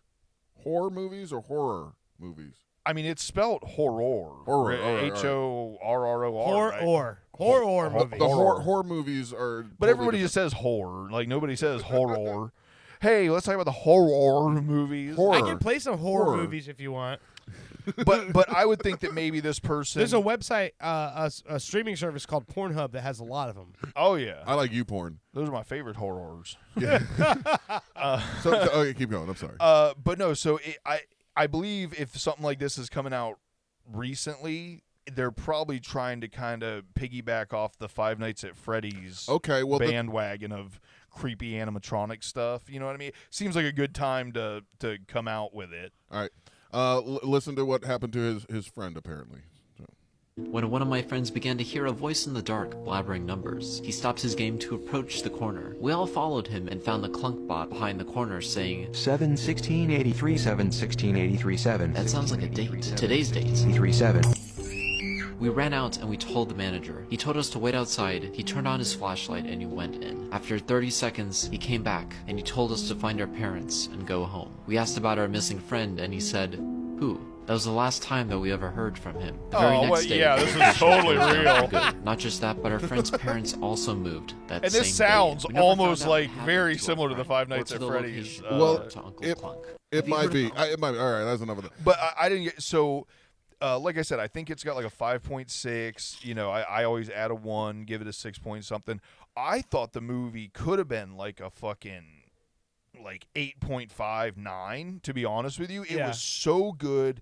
They actually used. It seemed like all practical effects. I don't think there was CG1 in that fucking movie. Everything was practical. The animatronics were great, looked good, creepy. The expressions. What drug it down for me to give it like I'd probably honestly give it about a 6.5 is the female. I don't want to spoil nothing, but like the female officer character. Spoil it. There was so much Bad acting. Not just bad acting. Things that just made little to no sense. It's like, well, if you would have just said this nixes the whole fucking thing, and we didn't have to go through all these other steps and danger. The premise of it is strong. The whole idea is that don't spoil it. I love you, but you're good at spoiling movies. You spoil it for me. Without spoiling, what I'll say is, imagine Showbiz Pizza, and when Showbiz Pizza is closed and there's no one around, what do the robots do? Because we used to always look under the curtain. Oh, that's what this is about. That is where the guy who wrote this came up with the idea. Is looking under the curtain when he was at Showbiz when he was a kid and going, when the curtain's closed, what do the robots do? Like, they just wait there, and that's the whole idea. I'll just say that. All right. That's the underlying premise of this whole thing. And it's a horror movie. Yes. I mean, So there's blood and guts, and okay, I'm gonna watch this Like I shit. said, overall, I hate actually taking away because of the female police character, but it was so egregious. I can't help but like demote it a little bit. Yeah. But other than that, fucking great movie. I really enjoyed it. Yeah. It was one of those things. It was like a 10, you know what I mean? And then she'd come in and like, oh, here we go again. And then when she was out of it and everything else was going on, boom, back up to a 10. You felt like that. I feel like every World Star video where there's that guy going, "This bitch." All right. Well, I'm gonna watch that. It's on my list to watch, and I just think it's cool that Jeff Howell's character might be early seedings of some kind of like urban legend or something like that. So you heard it here first, everybody. All right. Did you play? Do you want to play the rest of it, or Nah, I closed it. His friend, they never found his friend again, and his parents moved away. he's presenting it as this is like fact, like this is something that actually happened. Yeah, I mean, he's not saying that the animatronic thing killed his friend, but it could have. But so. he's alleging some Right. some pretty serious robot crimes here. So, all right, I said I was going to bring a positive message from a Mr. Rodney Douglas Norman. Who is that? Some guy I saw on the Facebook on the reels. God damn it! I sound like such an old man. No, you can say no. The reels. That's is, right? Yeah, you can say on the reels. Here's a photo. When you of, say the Facebook or the YouTube, it sounds weird. there's a photo of Randy. Just so you guys get an idea. Well, he definitely seems like he's a pioneer of the reels. He looks like he's a pioneer of the old country. he has Just a pioneer. He's definitely made his own soap. 100%. Well, that guy has wiped his ass with a pine cone. Actually, with his own corncob pipe, then flipped it over, packed it, and got smoking. He's wiped his ass and got high with the same inanimate object. Well, he like many people now, they have a camera on their phone, and they have the app, the YouTube, and so Don't they say the God damn it. So they record themselves and they put them up there. Now a lot of people, like you were saying earlier, like kids nowadays, they get like fake ice cream cones sent to them and they act like they're eating them and stuff. Well, it's not kids; those are adults doing that. Adults? That's why it's so disturbing. Jesus Christ.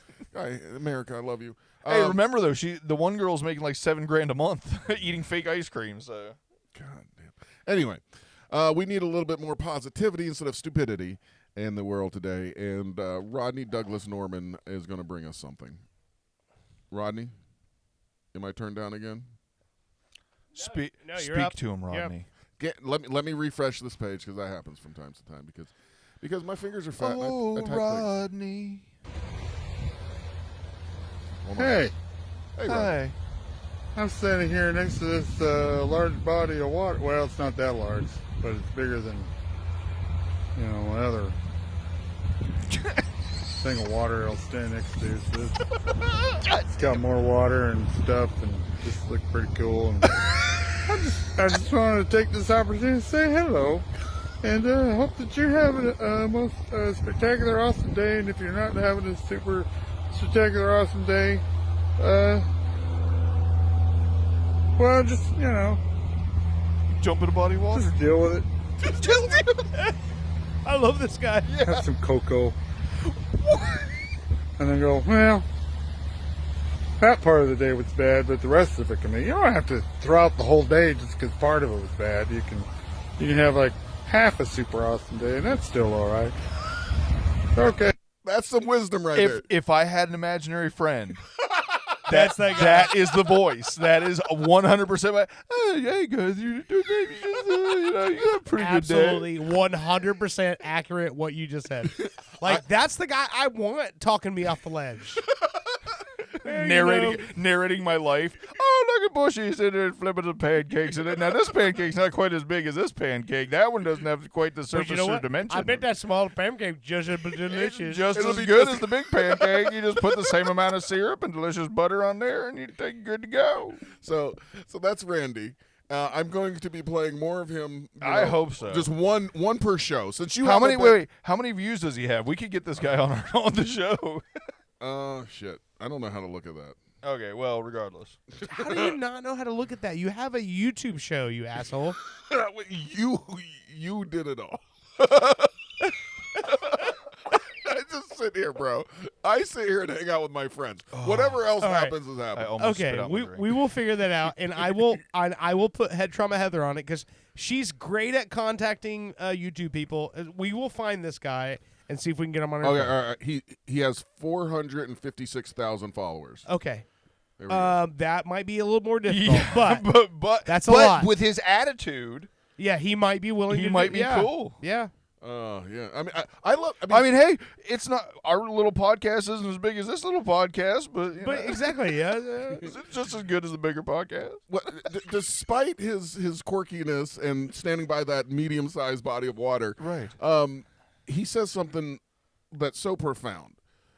A lot of times, you wake up, you have a bad morning, it just sours you, and the rest of your day is shit because Y'all keep talking. I'm gonna piss. All right, you go piss. That's funny because I was just about to say, if I like go to take a piss and that first little bit shoots off to the side and I miss the toilet, the rest of my day is ruined. I don't do anything the rest of the day. That's the thing. That's so profound what this man said. He said you can have a bad first part of the day, but don't let that. Just deal with it. Yeah, he said don't throw out the rest of the day. The rest of the day could be a pretty awesome day. You could have half of a pretty awesome day, and that's not fucking bad. And I think we're a lot like Bushy, and I know like that one thing that happens in the morning can sour the rest of the day. We got to think about Norman here, or Rodney. His last name's Norman.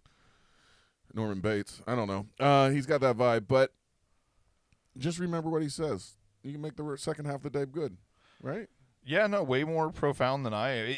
It's funny. It usually seems the most profound statements are very simplistic. You know what I mean? It's just way harder to implement them than it is to say them. To act on that is a whole different thing. All right. Today is the day. I'm going to play one more for you just to get a little tickle. This is today's Tickle day. me with Hello, welcome to today. You might think today is just normal, regular every other day, just like all the other days. But you would be wrong. And why are you wrong? Because today is the most important day of all days. And why Why, you might ask, can I say this with confidence? It's because today is the most important day of your entire life. Why? Because today is the only day that you can do anything with. Oh, time out. This motherfucker is profound. He says that one profound thing in this jumble of backwoodsness. It's just his manner of speaking. Like, there's cohesiveness to what he's saying. I've heard way less cohesive speech from a pastor. I mean, so like he's not doing too bad. Let me rewind that a little bit. I want to hear that one more time from the man himself. It's the only day that you can do anything with. Yeah. God. That's just, yesterday's gone. Tomorrow hasn't happened yet. Today is the only day you can. Wow. This goes back to Darcy telling me, Bushy, everybody's just a guy. Yeah. Like, boom. It's like fucking world changing. All right. So I just wanted to introduce everybody to Rodney. I just got a text message back from Aaron Fector, and he has no idea about this Uncle Clunk thing. All right. Well, he's never heard of it before. It must be just somebody making this shit up or something else. But whatever it is, I'm going to push it. Because we need the Uncle Clunk legend. We'll have to get him on the air to and maybe we can get the guy who posted the video to go head to head with Aaron on the show. And talk about the Uncle. Oh, that would be amazing. And then we could set up a boxing match. Oh, I'm glad you said that. Because before we go to break, I wanted to bring this up. You texted about it. The whole Jake Paul, Mike Tyson fight, right? Right. Okay, so for those July 20th, live on Netflix. Oh, it hasn't happened yet. No, they just signed it this week, so it's July 20th. It's on a Saturday night. We'll be doing the show, so we're gonna fucking watch the match live on the air, and we'll call the match.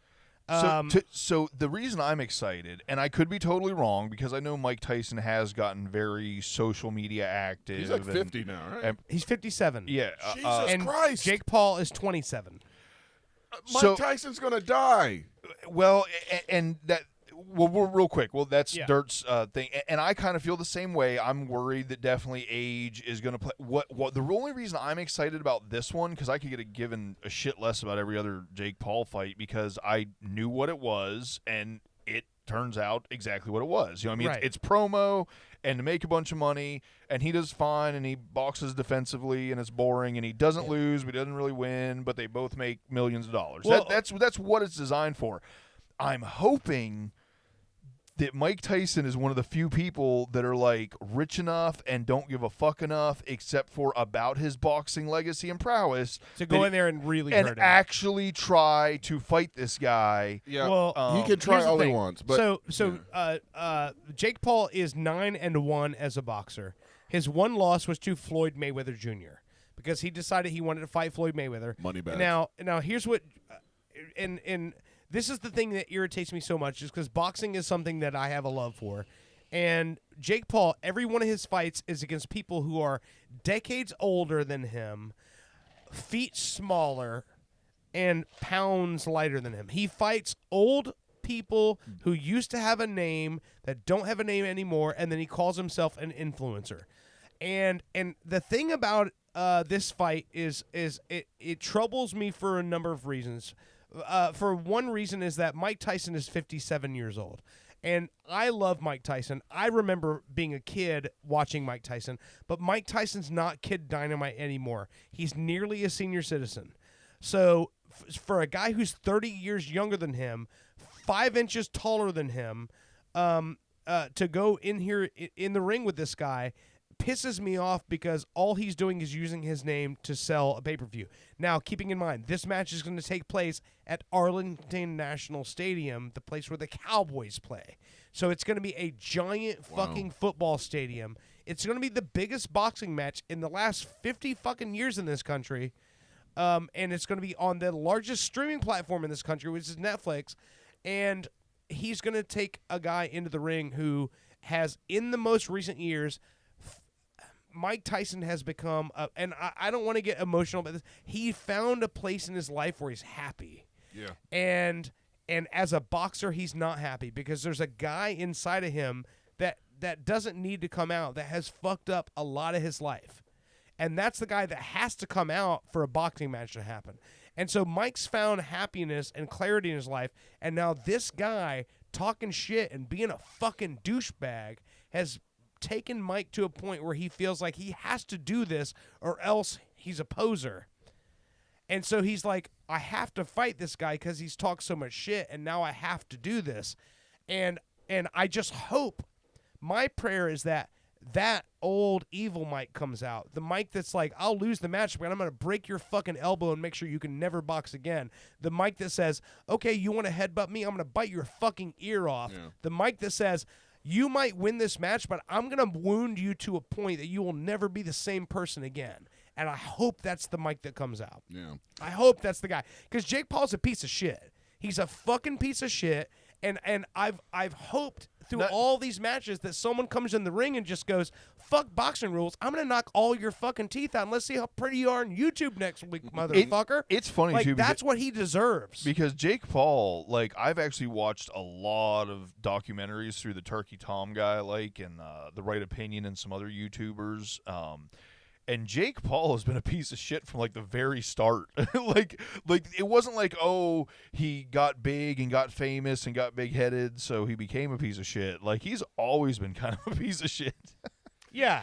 I'm trying to find it, but remember that one interview Mike Tyson has where he was all friendly, and then the reporter mentioned something about his rape conviction, and he snaps just like this, and he's like... Well, that's... I agree with him on that, though. Well, yeah. Because but I'm just he was on this show because there was a guy who was campaigning in whatever town, and Mike was like a supporter of this guy, and so they bring him on this like local morning show to go, oh, you're here to campaign for this guy, and then the guy goes, do you think it helps his campaign that he's being promoted by a rapist? And that's when Mike goes, oh, do you have it? I can't find it so anywhere. Fucking good. All I can find is articles for it. But well, I pulled one up because this one is more recent. But this one, it's 1 minute and 41 seconds, but this is the Mike that I hope shows up. So Mike Tyson has a podcast called Hot Boxing with Mike Tyson. Yeah. Because obviously he's a weed mogul now. Oh, right, that's right. Well, he had William Shatner as his guest. And he makes a comment, and William Shatner turns into the interview and going, okay, Mike, let's go further with this. And I want you guys to hear, because I hope this is the Mike that shows up in Arlington in July. All right. So let me hit the play here, and I want you guys to hear this. And correct me if I'm wrong. This is a perfect 2-minute clip. Us being a podcast, this is what I hope to aspire to. Listen to this clip. I always cry before I fight. You did? Always cry before you fight? What were you crying about? I don't know. I'm just that's just who I am. Yeah, but go further. What's the emotion? Are you? No, I'm getting ready to change into somebody I don't like. You're getting ready to change. You change into the fighter. Yeah. And you don't like that fighter. Not really. No, not really. Wow, Mike Tyson, that's illuminating. You are the greatest fighter that ever lived, and you didn't like that guy. No, because he came more with fighting. He what? He brought more than just fighting with him. What do you mean? He brought like jealousy, enviness, guilt. He brought a lot of stuff. All the bad qualities that you learned were bad, you assigned to that Mike Tyson. Yeah. That isn't the Mike Tyson I'm talking to. No, not at all. That's interesting you said. No one ever put that together. But yeah, that's who I was. Everything that was bad was that guy. Everything I remember from my past, my mother, my family, was that guy. And you were able to cut him off at some point in time? He's tough to cut off. He's my ego. He doesn't want to go. Right. So he's still with you? Yeah, he's better. He's to a lesser degree or the same degree? He's more in control now by far. But one that's in control or at times gets out of control? I hope not. He always sneaks up every now and then. See, and that's what I'm excited about. Yeah. I had this weird feeling that Mike Tyson is the person, even if this was predetermined, pre-scripted, this is the way it's going to go. Yeah, you're going to win, but we're going to dance around and do this and do that. I feel like Mike Tyson is the person where you can say all of that, but he takes one shot that kind of pushes him over the he gets hit in the nose one time. You know what I mean? Yeah, where it now becomes, oh no, I'm going to whoop your ass. It has nothing to do with this event. And like I said, Mike Tyson is the only person, because Floyd Mayweather, that's literally his whole fucking thing. You know what I mean? Like Floyd Mayweather's perfectly, a piece of shit. Yeah, he perfectly falls into the whole Jake Paul thing. I didn't even watch that match and could care less, you know? Well, but this he's an actual boxer, and Jake Paul does not. Right. So that's why he won that fight hands down. And by the way, Floyd Mayweather is like almost a foot smaller than Jake Paul and 100 pounds lighter than him, and still beat him. Yeah. So that already lends. Tyson so Jake Paul is a 2-1 underdog in this fight, and the Vegas odds is 10-1 that'll be a draw. So they're expecting Vegas odds say Mike Tyson's going to win, and this is not going to the cards.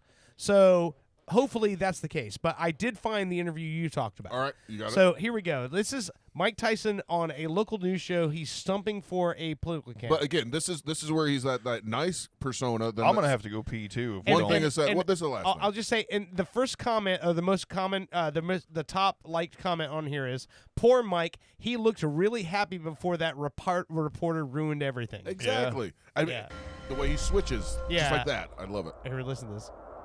All right, welcome back. Many of you probably know that Mike Tyson, the former heavyweight champion, is in town, and he met up with Mayor Rob Ford. Well, he joins us right now with his promoter, Alex. Thanks for joining us, both of you. I'll start with yourself. Many are wondering, how did that happen, this meeting with the mayor? I have no idea. It's my fault again. No, at the end of the day, he is the mayor of the city. Mike Tyson is here to promote the first ever performance in Canada. And when I had Sugar Ray Leonard come to Montreal to launch the book, we went to the mayor's office. We're here. It's an habit. We go see the mayor. And this is the first time probably in the history of Toronto where the mayor is bigger than the whole city. He's the biggest celebrity than anybody in the city. Everybody wants to see the mayor. And he's a really dynamic character. Right. So you read up on him? You sort of would follow him? No, I didn't read up on him. I watched him on television. Right. In the States, he's a big hit in the States. He's a big hit. Now, some of your critics would say, there's a race for mayor. We know you're a convicted rapist. This could hurt his campaign. How would you respond to that? Hey, I don't know who said that. You're the only one I heard say that. You know what I mean? And I don't have no comment to that. Because it's negative, and you're being negative. And I met the mayor, right? And nothing they can do about it. We actually had a really good time. We talked about George Cervallo, who's a legend in your city, great man with whom Mike spent quite a bit of time yesterday talking about his life, highs and lows. So Mike's still you pissed. come across like a nice guy, but you're really a piece of shit. Hey, with that comment. Come on. No, that was a piece of fuck you. That was a piece of shit. They're 3 feet away from each other. Man, I don't care. What are you going to do about it? You got a show that you're doing tonight. We are. A lot of people are. Where it comes raw, and it's the real truth. Yeah, a lot of people are going to be there to see your show. Just tell us a bit about it. It speaks for itself. Everyone saw the show. All right. It's a Broadway production. It went to Vegas. It went to actually 28 cities in the United States. And we're really, really proud to bring it here. And we're actually going to Monaco on October 9th. We're going to be in Monte Carlo. Right. Is it nerve-wracking for you to do something like this, or is it more nervous for you to box? How does it compare? I don't know. It's more nerve-wracking for me to hear us talking to a rat piece of shit like you. Because you're a piece of shit. All right. Really? A rat piece of shit like you. Thank you for coming in. Fuck you. Oh, Thank see, you for coming in. Fuck you. That's the switch. That's the switch that I'm hoping happens in this fight. That he just it goes from some stage bullshit to, oh no, I'm gonna beat this dude so he never wants to box again. And if you haven't watched it, do a search for Mike Tyson's Mysteries. Oh yeah, that's great. Funny fucking cartoon. Funny fucking cartoon. All right, so we take a quick break. Yes. This Please. is the Shaboom's Rolling Down Like Thunder. All right, you listen to Pop Culture Radio. We'll be right back.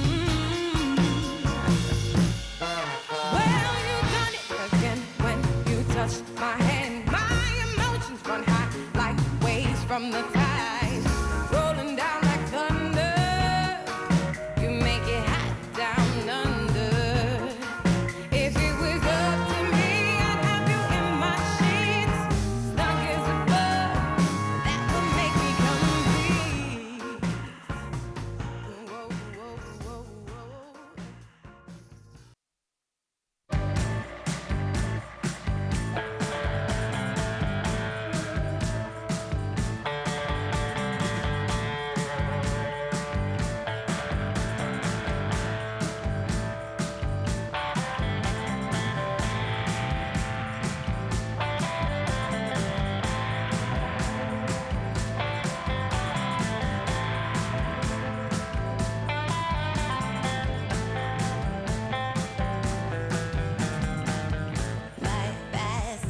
nation is a destination.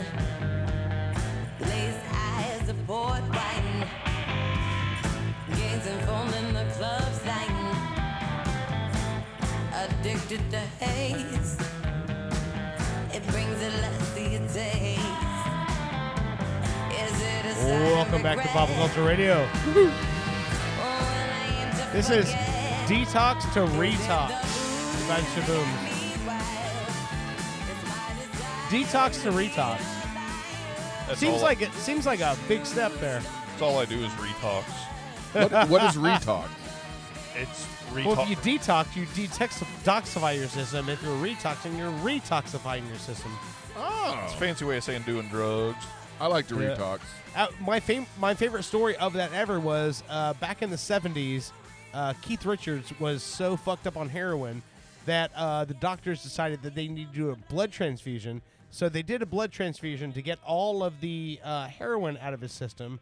And he said when he woke up out of the hospital, he felt so fucking good that he went across the street and hit up his dealer, and he shot up again. And he said it was like the first time all over again. It was amazing. Jeez, that's...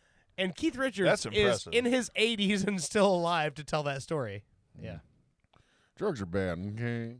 Maybe they're really fun, though. until that bad point. They're good until they're not. Everybody who's listening, we want you to come hang out with us next weekend at the Just Okay concert. How do people buy tickets for this, Dirt? Hold on. There's an actual link. Somebody sent me a link. They ask Owen to put it on their credit card. We'll get you back. Text me the tickets. Hey, this thumb drive that I got with all the Monster stuff on it, I was just taking a look at it during the break. It has the Buddy stuff, the Buddy CD. Dude, really? It has Coletta on here. Oh, wow. All the Correct Me If I'm Wrong. That's awesome. The Monster Volumes 1 through 7. Otto. Oh, wow. And the Bubba Whoop-Ass tribute that some fans made after That's he died. awesome. So, anyway. So if you go to realradio.iheart.com and click on the Just Okay link, it will take you to the page where you can buy the tickets. It's got all the info on there. So I think that's probably the best. So VIP tickets are already sold out. General admission are available. It says click here to purchase tickets. That's where you go. So go to iHeartRadio. Yeah. And go to the News Junkie. realradio.iheart.com. Can you go to the News Junkie? Oh, sure. Sure. Yeah. You'll find the link there, too. Yeah, I mean, any place where you can link WTKS or Real Radio 1.1. Go to any of those websites, and it'll take you there. Man, he's come a long way. Where'd they found him, like, what, Valdosta, Georgia, something like that? Who? News Junkie? Yeah. No, he was on WGN in Chicago. Like, that's the big Chicago network. But he was doing a show when the Monsters got syndicated for a very short time up in Georgia. Yes. He was doing a show up He's there. originally from West Palm, but yeah, he's been all over the place. And WGN, they're like a big network. Oh yeah. Well, that's where he got the name News Junkie, because he was breaking stories while everyone was still asleep. Yeah. Yeah. Hey, did you get that one thing that we talked about doing during the break? Yeah. Do you want me to tell the story as to why Yeah. I get this idea? Normally, we would go straight into the wrapping it up with Bushy and the wrapping cap, but before we'd go to you, Bush, go ahead, Dirt. Okay, so this is the Paqui One-Chip challenge, right? So I just saw a story recently where they said that these chips, they lose their potency as they age. And they're like, when I read that, I'm like, really? Like, because it says the Reaper shows no mercy. It says this is the hottest chip in the world. And they say as they sit on the shelf or as they sit in package, they lose their potency. Right. And I'm like, I have a bunch of them from 2020. Well, I have a hard time believing that, because aren't they like vacuum sealed? Right? They are. They're like but they say the spice deteriorates and loses its potency as time goes on. I believe that. So they say this one is 4 years old. So I don't know how hot it would be anymore. So then that's when I said, Owen, would you like to eat this on the air and let's see if it lost any of its potency? And of course I go, why not? Like I said, I'd be down if I didn't eat a bunch of fucking spicy Chipotle yesterday. How much was one of these? These were like $10 each for one chip. For one chip, There's yeah. one chip in there. Yeah. All right. I mean, it's still like the you see the tape. It's still sealed. That's why I'm handing you a box cutter you to want me cut to it do open. Yeah, I I mean, thought you were going to do it. Feed it to me, baby bird style. You chew it up first. so put it in the- I'm just curious, like how much, if it has lost anything. Well, I will tell you that I am not a spicy food eater person. Oh, this is gonna be great. Might be terrible. Should I get paper towels? Well, I like the fact too that there was like really no math put behind this. Like you weren't like, oh, it loses 10% potency every year, or anything like that, or oh, it's fully potent until the first 10 years. You know what I mean? It's just it does lose some potency over time. This is pretty cool unboxing. I mean, maybe we should have done a video. Well, I'll tell you this: definitely don't touch your eyes after you eat it. Okay. Wow. Or go All right, pee so, or anything. so this is the chip. It's in a. Yeah, you're right. That's what I'm saying. Something that's vacuum sealed and foil like that, like light and everything, can't even get to it. I have a hard time believing it's getting weaker. It's getting weaker. Well, there is skull and crossbones all over the literature in here. Yeah, I like it's got the year on it too. Maybe they knew it's going to lose potency if they put the year on it. Oh, look, you get a free bag. Apparently. Well, it's supposed to tell you, like, I think there's a scale in it. It's like, if you can go, like, to be the champion, you have to go, like, 15 minutes without. Does it say somewhere how many Scovilles it is? Hold on. How long would you last before throwing the towel? 5 minutes, 30 minutes. How long does it take to eat that? Oh, without eating or drinking anything. 5 minutes, 30 minutes, 10 minutes, an hour, heavyweight. Scovilles. What are they called? Scovilles. Scovilles. Because the only time I ever did anything like this was when my buddy Zach conned me into doing the Hot Ones challenge, and I didn't realize that they made 3 different, mild, medium, and hot, but he didn't tell me before I ate it that the hot one was literally like the 2.6 million, 2.6 million, 3 Scoville, million. It was literally top of the heap. And I still took it like a champ. I only drank like 2 glasses of milk. I don't see where the Scoville is on here anywhere. I'm going to look it up right now. I'll let you see this in a second, but it does have instructions. Do you dare go head to head with the Reaper? I do. I guess the Reaper is the one that makes the chips. I don't know. Rules for this challenge: 1, eat the chip. Got that down. 2, wait as long as possible before drinking or eating anything. Okay, so I can just tell you, I just looked it up. It's 1.7 million Scoville. Oh, so that's not. It's going to be really fun. It'll probably be you said you're not a spicy guy, so it might be the hottest thing you've ever eaten. It's Carolina Reaper, this one. I don't know. I've eaten Brittany. I'm sorry. It says number 3, post your reaction on social media with the hashtag One-Chip Challenge. So, all right, we're going to do it here. What you should do is eat it and then vacuum your yard. Yeah. Vacuum my yard. Fuck you. All right. I'm going to use the handy-dandy here, the razor blade. Box cutter, yeah. No, razor. No. Inside, 1 extremely hot tortilla chip. I just like this. Someone sat back and was like, "Hey, how can we sell 1 tortilla chip for $10? I know. We'll put it in a coffin and make it really hot. Be careful you don't cut the chip up because Yeah, I'm that'll make trying it not harder. Yeah. That boxing there is worth the $10, man. It is pretty fancy. Ooh. All right. We're opening it up. It's discolored now. Smell it a little bit and see what. Does it smell hot? Oh no, yeah. But it also smells like, remember that 10-year-old cheeseburger I ate? Does it really? It looks terrible. It looks black. It kind of smells like plastic. Well, that's what they looked like originally, but. Is that just what my eyes from over here? Sniff it. I'll eat it because I'll eat anything, but. Oh yeah. No, it smells hot. Yeah. It smells hotter. I don't like that it's black. Like that would kind of worry me a little. No, bit. that's what they looked like when they came out. All right. No, but I'm saying like that's a whole like usually. Yeah. The hotter something gets, it'll be like light red and then darker and darker. But you're gonna down the beer now? Yeah. Why would you do it first? The instructions. Did you not hear it? I heard the instructions, but I also love myself enough to not. I'm gonna. You don't even have nothing to drink there now. You're not supposed to. That's a fucking challenge. Okay, I love your dedication because this is gonna be really funny now. I'm gonna eat this chip, and then we're gonna go into. Don't hand him your drink if he asks for it, Dirt. He did this Maybe to smell himself. that. It smells like plastic with hot stuff. It looks like a dog treat, or like. Oh man. I think it's bad. All right. I mean. If something's vacuum sealed, it's hard for it to go bad. It's vacuum sealed. That's what I'm saying. Like, yeah, it's only from 2020. Smell and it though. Come smell it. Come smell it. Come smell. Don't lick your fingers. No, it's just really spicy. It smells like a tortilla chip. All right. I'm licking my fingers. All right, here we go. Ready? Oh yeah. Do I see the whole thing? Oh, yeah, you have fun. yeah. You have fun with that, buddy.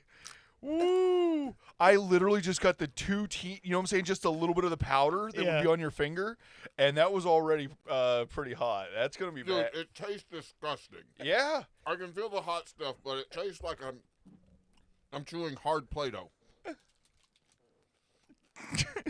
God, That's hardcore. I honestly, now that I just touched it that little bit, that thing's pretty fucking hot, man.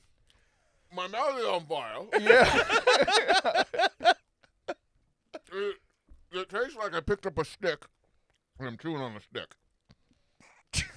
God damn it. I'm waiting for the coughing to start because you know that like as soon as you know what I'm saying, you start like it really starts getting you're like it's really hot. All right, the quicker you swallow it.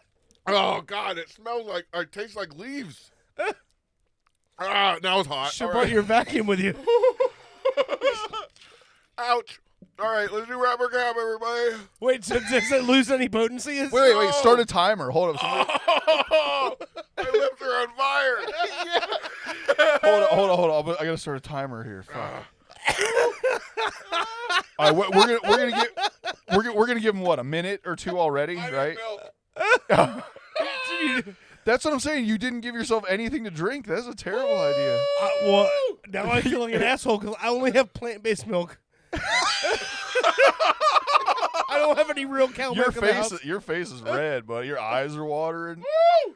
All right, you guys do rapper cap. Yeah. Wait, how bad is it? I love you guys. Hot. Do you need someone to get you something to drink? It looks. Yeah, go grab him a beer real quick. Yeah. I would like to say. You got beers in there still? Yes, Yeah. no, hang on. You go grab Bushy. No. Watch your headphones. Okay, Your headphones are still on. That's how you.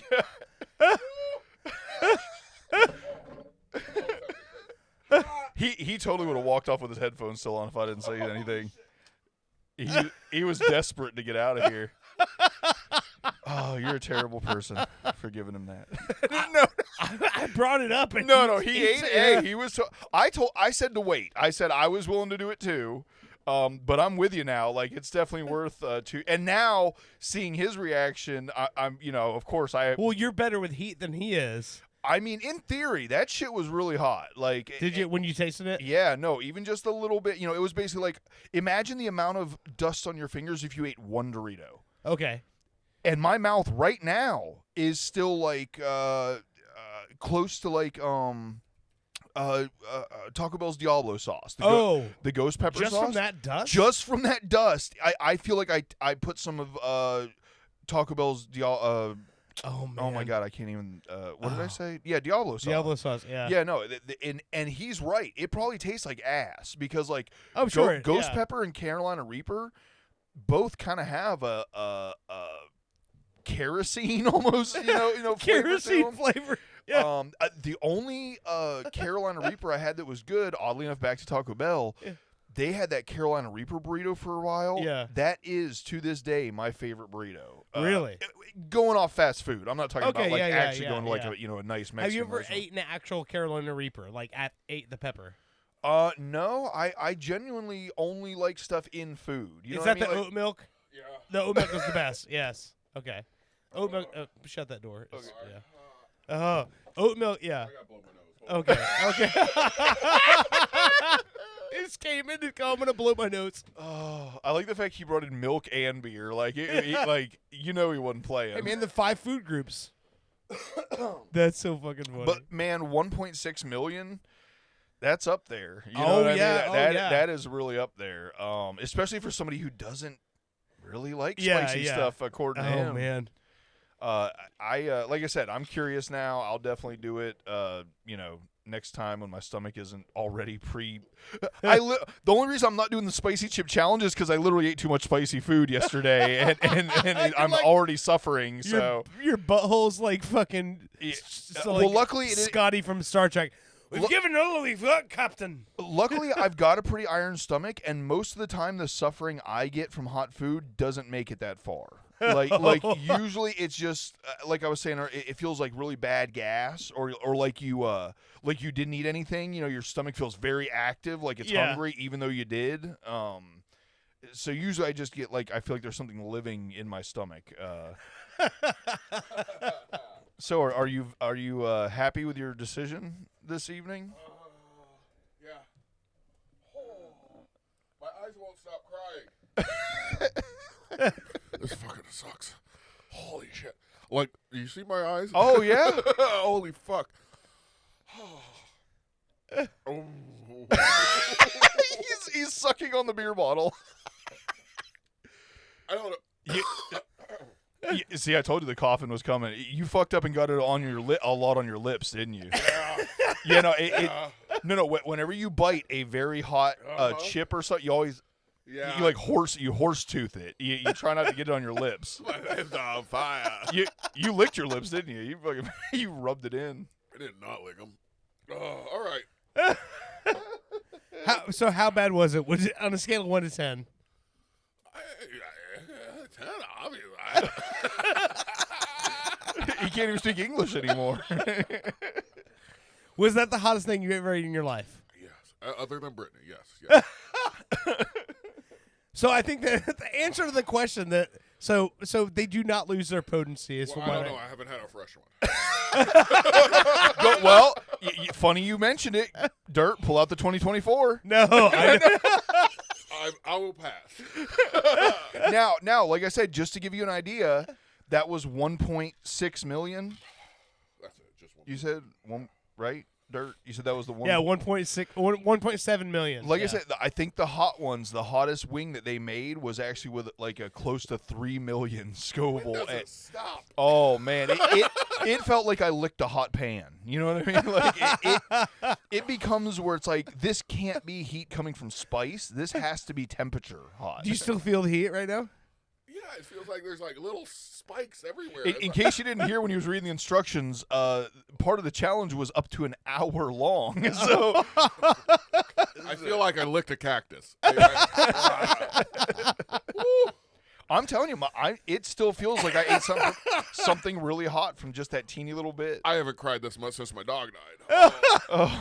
Wait, so from you licking your fingers off of that, it's still hot. Oh wow, really? It is still hot, yeah. And I'm talking about the tongue, the top of my mouth, everywhere my tongue touched is fucking hot. It's still hot now, just from touching the packaging of what he just ate. Just the powder. If I swallow like the normal spit in my mouth, I feel it.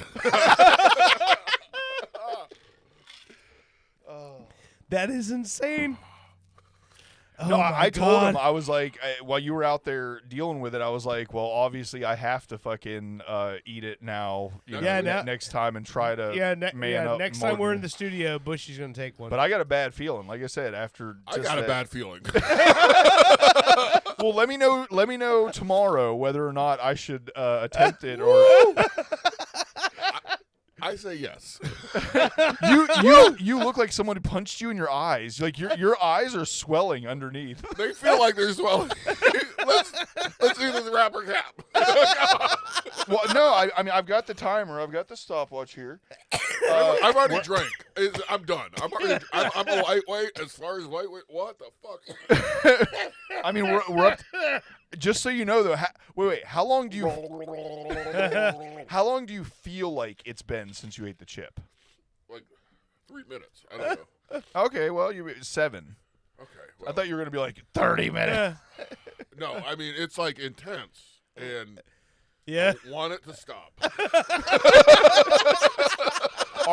Are you going to be able to give us your world famous rapper cap analyses? Well, that's what people will have to listen and find out. I think I can do it. I mean, that's what the people want. I feel like my tongue has swelled a little too. I'm telling you, your eyes look puffy. Like you literally look like you've been crying for hours. Oh, I feel like it. Man, you're sweating a little bit. This beer makes everything better. No, it doesn't. No, it made it spicier. Oh, Jesus. It's like drinking the cold drink. Just pointed out how spicy it really was. Oh, you know, I never even sent you the booty clapper. I need to do Well, that. let's get on this shit. Come on. There's some gum in my car that might help. I don't know. Oh, my nose. You know what? Definitely cleared out my sinuses. So. Oh my God. Hey, there's talk amongst yourselves. I didn't think it was going to be that big of a deal. I honestly thought when we were like, oh, they lose potency. I'm like, okay. I thought that would be funny for Owen to eat a one-chip on the show and be like, yeah. I'll be honest with you. Spicy Cheetos, no big deal. That burp hurt. It made it hot. Like it came up like my burp. It was hot. I honestly just thought that you were genius enough that you were like, I know. I'll just tell them that it loses potency over time, and then they'll eat No, it. like I literally there was so. All right, it's like medication. Like they say not to take medication after the expiration date because it becomes a little bit more potent. That's not true. That's not true? No, All right. it always loses potency. Then I'm going to snort that ecstasy from 1999. I'm just kidding. I mean, I was do you about to say snort ecstasy? I don't even know. Yes. You do? Well, I mean, if you do it, never mind. In theory. No, okay. So, are you guys ready for Rapper Cap? Or Yes. Should we talk about how spicy the chip you just ate Sure, is? let's keep talking. Okay. Is there a rapper named Spicy Chipper? Spicy Chipper. Because if not, I'm taking that name. So, first on the list of tonight's Rapper Cap, for those of you that don't know, it's basically true or false. I got some crazy rap names here. Dude, I stuck my tongue out, and when the air touched my tongue, it hurt more. Yeah? That happened? Whatever you do, don't go. It'll really fuck you up. I'm going to try it. Yeah, I literally just said not to do that. Oh, Jesus. Are we ready? I've been trying to draw this out as long as I can to really get the... I'm feeling better at this point. Okay. Well, then let's go. First off, we got yak balls. Yak balls, boy. This is what happens. That was my nickname in college. This is what happens Not when my really. girl goes down on me after a full day of working. It's yak balls. No, that's ball yak. That's different. Okay. Yak balls. I'm going to say it is rap because this rapper came from the Malaysia where there's yaks. I'll be right back. Hold on. And he likes them balls. Where'd you going? I was going to say, that's not how the game works. The food's here. Yeah. Oh, Jesus. I well, should have ordered then we can something. talk about that. You didn't order anything? No, because I'm full. And then I'm like, I can eat a fucking chip. No big deal. Oh, man. Well, I was all excited about getting a meatball sub, and then apparently, according to you and according to the Wawa app, they can just run out of meatballs and Yeah, ain't that some shit? Okay. not give you any meatballs. Owen's like, please just end this fucking show. Even my tears are hot. I feel them coming down. That's a song. Even my tears are hot. I can feel them coming down. The parts that were on my lips seem to be radiating, so like my flesh is burning now. He said even his tears are hot. They burn. Hot like fire. Dude, I'm not looking forward to shitting tomorrow. I heard it hurts. I'll wait for the review. Wait, before is that ever a thing where you're like, hey man, I'll tell you what, it sucks today. I got to work double, man. I'm looking forward to shitting tomorrow. That's gonna be fun, dude. Going to take a shit and I can lock the door with a comic book is like the only time I have by myself now. But anyway, you had to say comic book. Didn't you? No, I just like whenever people say shit like that, I'm like, that's why everybody I knew when I was a kid fished, because like, oh, we get in the middle of the lake, you get on the boat, ain't nobody around you, you can just fish. I'm like, well, you made bad decisions in your life. Like, you have to go in the middle of a lake to be alone. I've said this exact same thing to people because I give people fishing is whatever. It's fine, but it's not for me. It's always like tangling lines and mosquitoes and like I've never understood up here like, oh, it's so relaxing. And then yes, after you've talked to 1,000 people, everyone's like, oh, it's because I can just get out there and get away from my girl and my kids and blah, blah. And I'm like, why Well, you did something wrong then. If you want it, if you feel the need, like I was like, I hate fishing so much. If you feel the need to do that as opposed to live your life, that's horrible. If that's your relaxation. I don't fish. I go out there just to anchor down. And I'm not talking about riding on a boat. Riding on a boat, totally relaxing. that's great. I love riding on a boat. I just don't like driving a boat because you can't be drunk and do that. Bullshit. Well, I mean, you shouldn't be. You can't get caught. I should say you shouldn't be. Yeah. Oh yeah. Oh well. Oh yeah. Shouldn't. No. You should. I never. That's horrible. I've been pulled over. Nobody drinks and drives a boat. So I'm just gonna say yak balls. So yak balls. I'm gonna say rap only because I hope it's rap, because if it is rap, that's my new favorite rapper is yak balls. Yak balls. Yak balls is rap. Oh. And the funny thing is, it's like a 41, 42-year-old, looked like white dude, but I listened to a couple songs and he said the N-word, so he may be Spanish. But or racist. But it's that he's either Spanish or racist. But it's that very New York Bronx like style of rap. You know, how do you spell yak balls? YAKBALLZ. Okay, yak balls. I mean, if you want to find something, damn it, I'll look it up. Hold on. Hold up, I'll tell you which one was good. You can just look up yak balls YouTube. Brittany said, "Put your tongue in. I don't need girls seeing that." Well, I think she's. Well, damn it! If she was still on the chat, we could have had her part of the rapper cap too. But now she already knows. No, I think she's just like worried about Owen like wagging his tongue around, and she thinks girls are going to see that. Oh, but did you see the crying part? Because I don't think that's a problem anymore. Because the crying, I think, negates all that. You just wait till I get home, baby. Your vagina's gonna be burning. Just kidding. Hold on, I'm sharing it to you right now. He's gonna go home and deliver the burning bush like Moses. Oh, I think if I had a mustache right now, it would be all curled up. All right, I just sent you yak balls. I got yak balls, the Freak Show, and I like Freak Show. Flossin' is the one that I listened to that was like kind of. I listened to like 3 different songs, and then both of them were like, and the third one was actually like I wouldn't say the dude's bad. Like he's got some pretty good lines. Hey, turn me up. Part of my only problem with him is it sounds like he comes up with a lot of like cool little things and then doesn't actually like finish the thought. It's just like, oh, this was cool to say.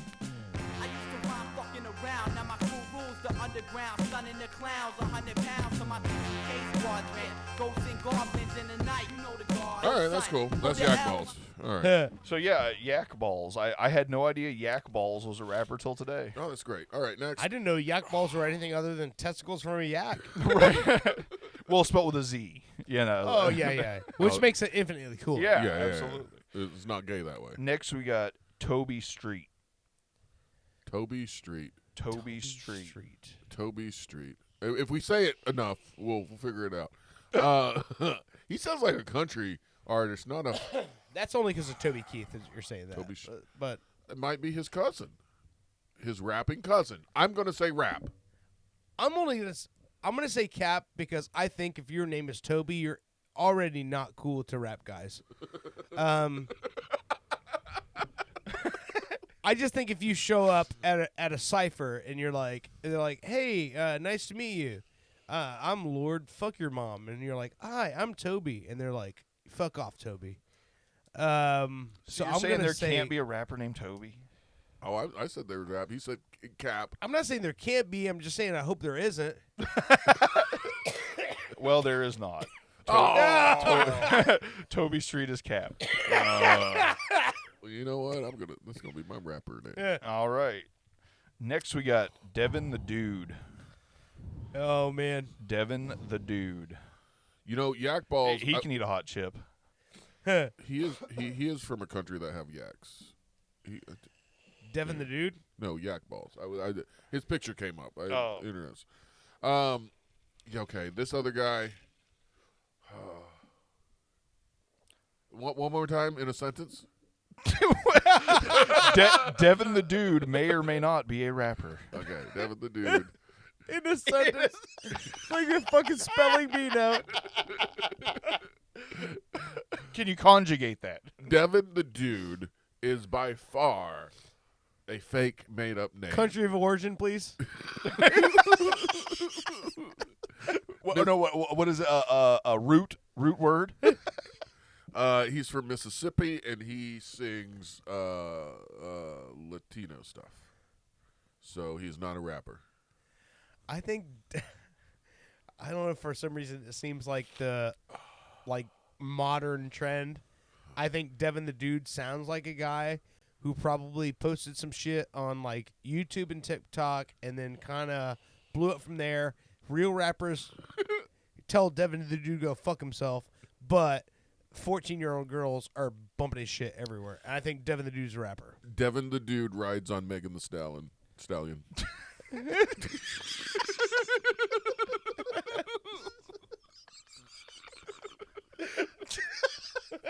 Think about it. Devin the no, it's perfect. That's why laughs are. Devin's got his own dude ranch. he's just got a bunch of horses all named Megan. Devin the Dude is rap. So it's 3-1. It's not looking good. It's the chip. The chip. Yeah. All right. Next we got. You ate that chip 3 seasons ago? Yes. Next we got Mr. Chambers. Oh, Mr. Chambers. That was a name for my penis for a little while, Mr. Chambers. He sings the song, if you're familiar with, "It's a beautiful day in my dungeon, dude."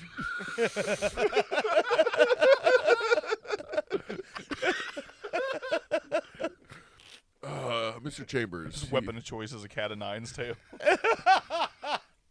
And Mr. Green Jeans. Wasn't he the guy that got caught with all those girls in his house locked up? No, that's horrible. I'm gonna say he's hide your kids, hide your wife. Yeah, I want to say he's real, but whenever I go with my first inclination, it's wrong.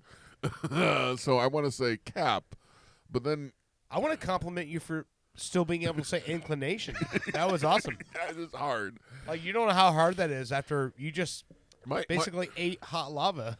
My sinuses are. You just swallowed Pompeii and said inclination. That's to be admired. Are you going back for more chip? What are you doing? There is a piece of chip left in here. You want it? No. There's probably powder in here as well. Yeah, no, you can have. I'm not doing it. You can do that like a BC powder? Don't you dare. Here, try it. You try it. Fuck you. There's actually a substantial. Spicy Cheetos wreck my week. I'm not doing that shit. All right, I'm going to say Cap. All right. I'm going to say rap. That is Cap. Yeah. Oh, okay. Yeah. Mr. Chambers is not real. I'm down by 1. All right. Last but not least, you could tie it up with this one, Owen. Oh, I'm tying it like tubes in an old lady. If you get it right and he gets it wrong. I'm tying it like tubes in an old lady is what he just said. Did you not you hear that? I didn't. Oh. Last but not least, we got Pudge the Fat Bastard. Oh, my God. Pudge the Can Fat he Bastard. join the cast? Where is that guy, and will he be willing to take a seat on our podcast? I'm pretty sure that's the name all my ex-wives have given me. But only in the court proceedings. From this point mentioned, defendant will be known as Pudge the Fat Bastard. How does the court reporter type that out? PTFB.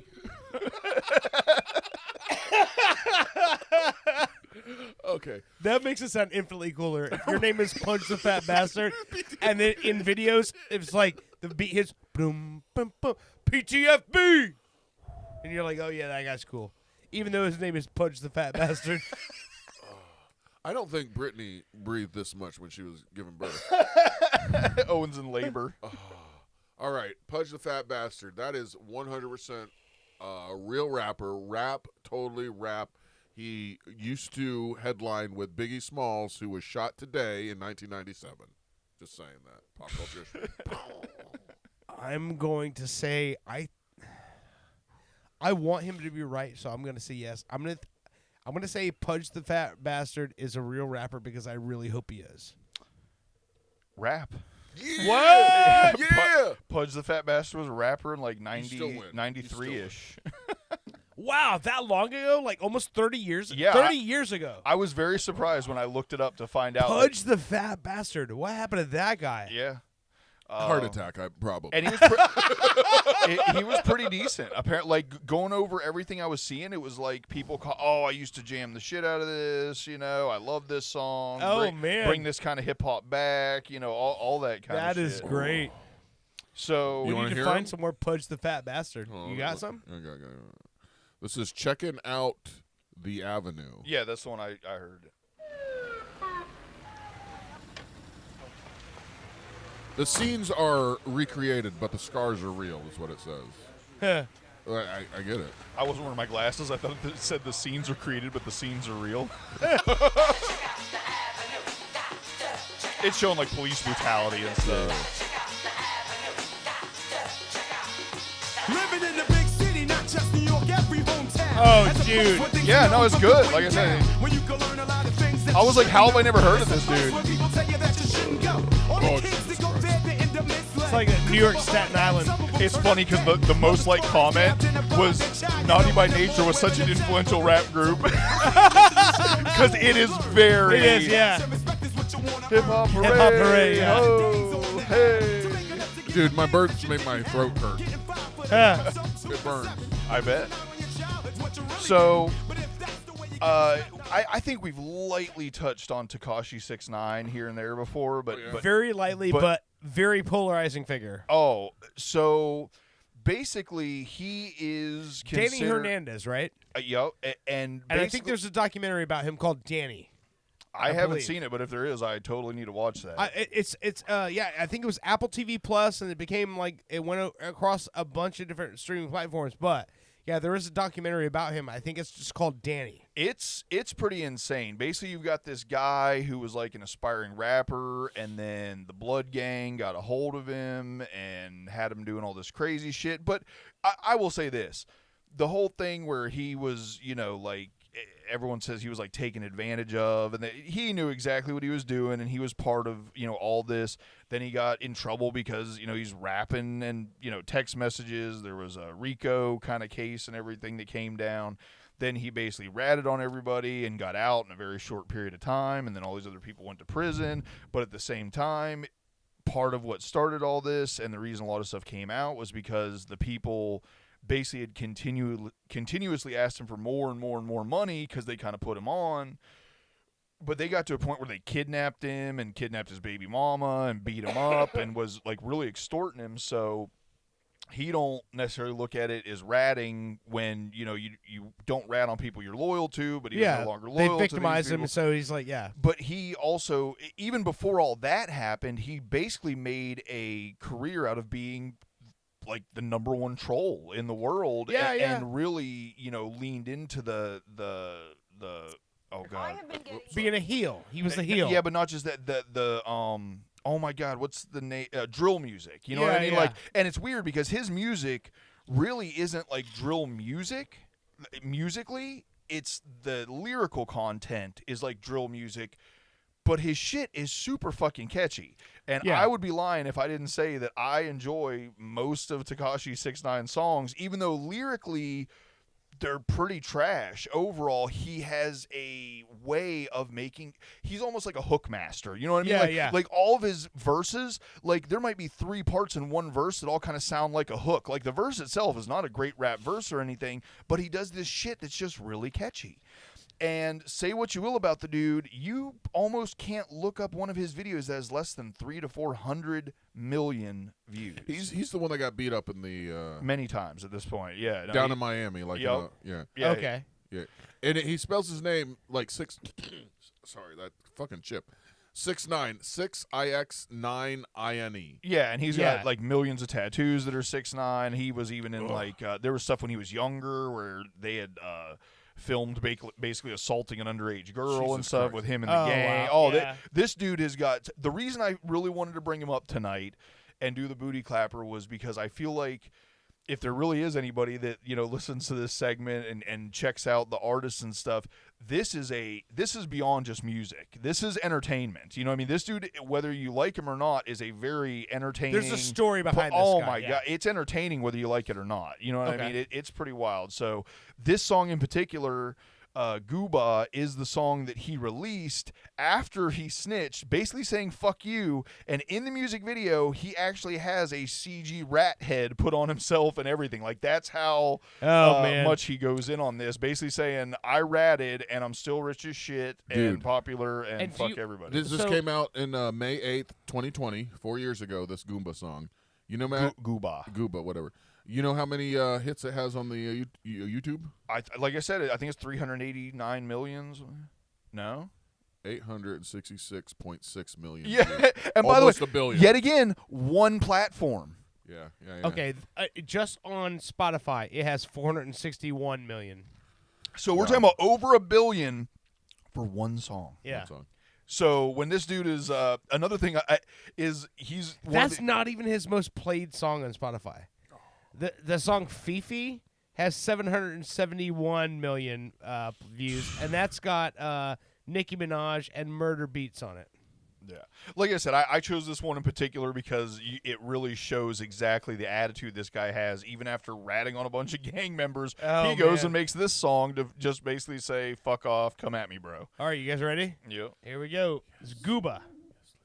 I tell a nigga don't dick ride, don't blink ride, leave it to the double thick thighs, twin sisters. Drop it down and wobble, wobble up, mommy boot it up, she get down and gobble, gobble up, cause my money up. Slide, slide in the belly trucker, the rave trucker, your bestie is a dick sucker, a big double, assalamu alaikum, you big hater, you nothing but a hater, cloud chaser. Now we catch him at the chicken spot, up a couple chops, pop that nigga with 100 shots, da, da, da, da, da. They didn't make that nigga diddy bop, cha-cha-cha-cha-cha.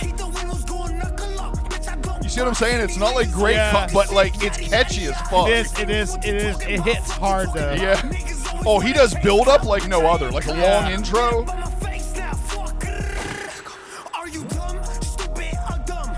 Huh? Play me like a dummy, like bitch. Are you dumb? Are you dumb, stupid, or dumb?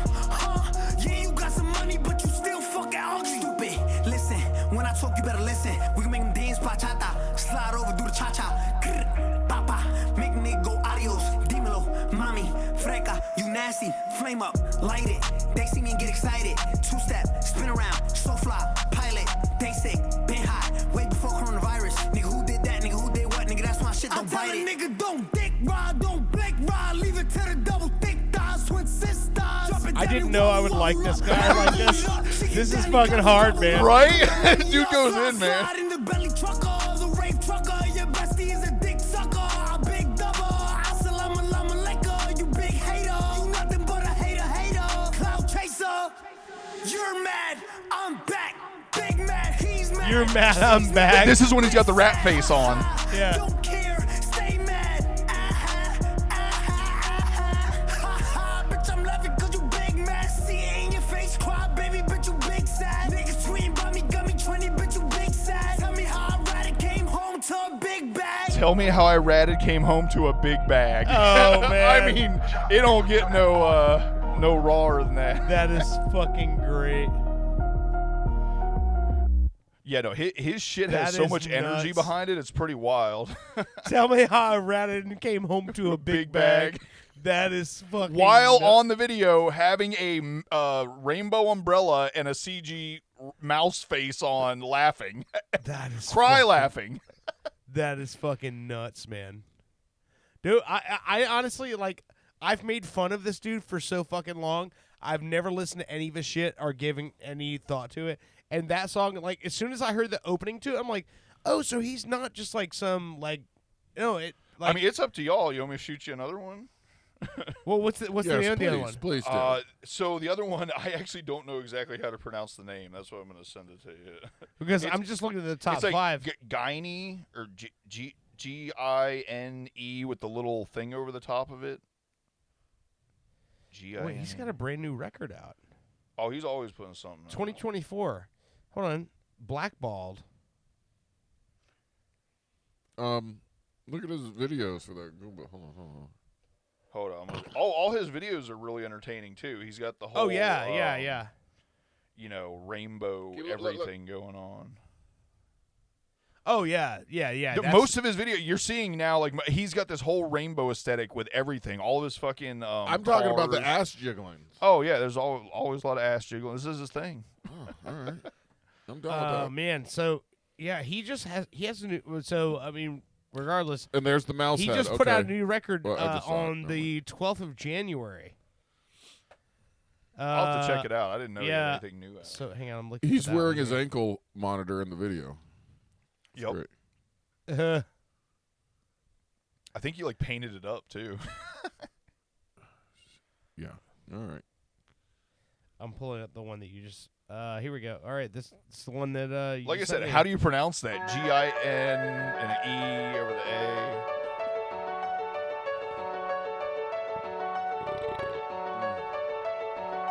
They be saying this and that, all that shit is cat. Pull up on them real life like where the energy at. I shot you, I robbed you, and y'all ain't do nothing back. Remember that, niggas lack, y'all ain't do nothing back. But make tracks, suck dick, nigga, eat my sack. I shot at all y'all rappers, real life, no cap. The feds charge me for that whole fucking case. So eat a dick, little nigga, don't watch my face. Ain't no pity pat, run up on a nigga, So give me angry. that. Where you do that, stupid little nigga, give me that. Where your blicky at? Pull up on him, make it that. Bitch, you know that when I see you, we gon' make it I got this Vicky shot, make a milli rock. Silly Blicky caught a dizzy shot, made him diddy rock. Still be posted by the chicken spot, got my city hot. Silence of that shit go shh. But this 40 bigger shot, I got this Mickey moppy. Look, you could get the shot. Watch him twirl, then he drop. I got the game on lock. Ring around the rosy, still keep it on me. Fuck a little semi, nigga, I'm coming with this chopper. Bullet that just hit him, he won't make it to the doctor. Stand over his body, kick his head like it's soccer. Your man got shot, you made a diss track. Go get a gun and get back. Your man got shot, he not coming back. Go get a gun and get back. You a bitch. You guys gotta realize this is about like specific real people. This ain't just like, oh, I'm gonna say some random shit. This is targeted at specific Yeah, people. he's like actually going right at somebody. Watch, big Cuban, talk with Cincinnati. My guys, come near, no smiles, no games, fun with. Got a day, can get away, fun with. Mickey moppy. Look, you could get shot. Oh, man. Watch him twirl, then he drop. The crazy part is this same dude goes into impoverished countries and neighborhoods and just gives out hundreds of thousands of dollars in cash to people. Got the game on lock. That's nuts. Yeah, he's a very interesting character, man. Wow. Yeah, I mean, I honestly.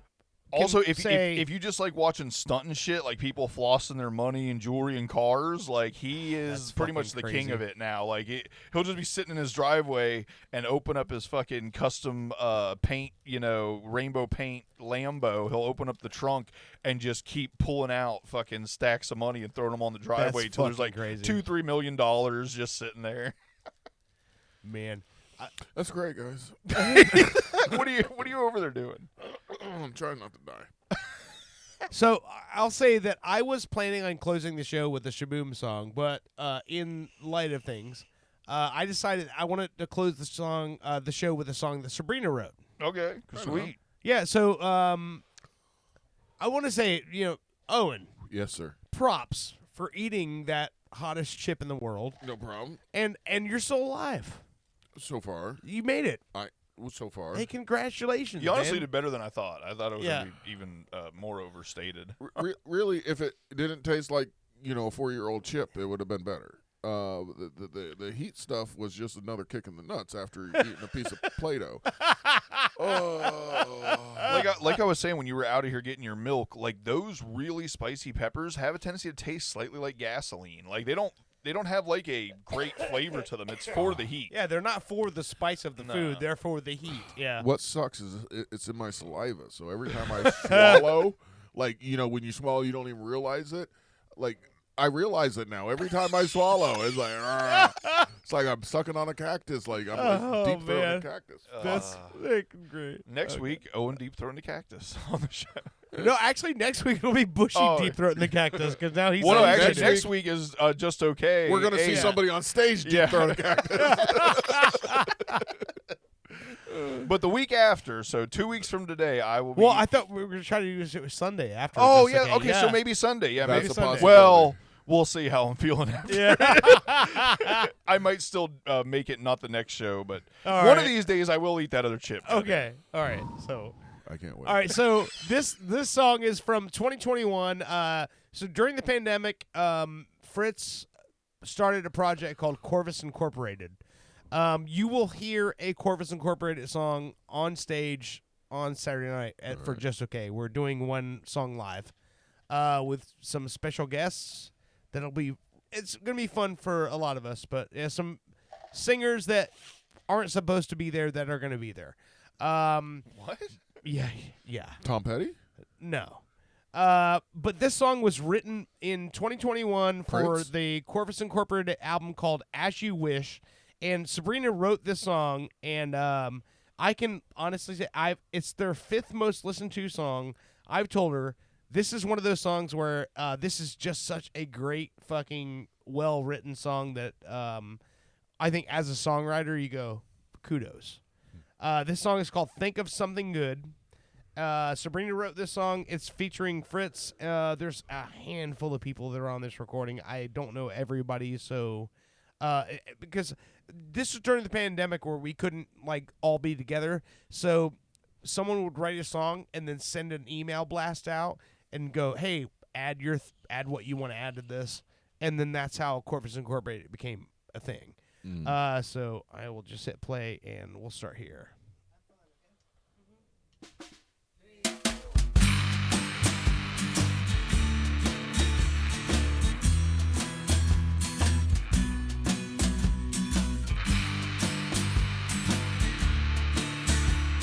I mean, this just says Jeff and Sabrina, Fritz and Sabrina. Tip of the hat to my lovers and wink to my bluffs. Beer, whiskey, and all of the smoke. Death and destruction all before lunch. Got death with dysfunction, but that's just a hunch. And I know we have a hill to climb to. The song's great. I'm laughing at something else. Yeah.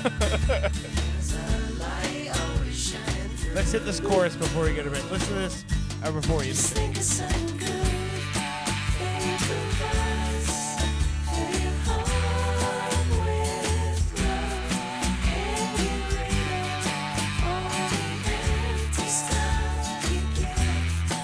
It's almost like yacht rock meets alternative. Yeah. I like it.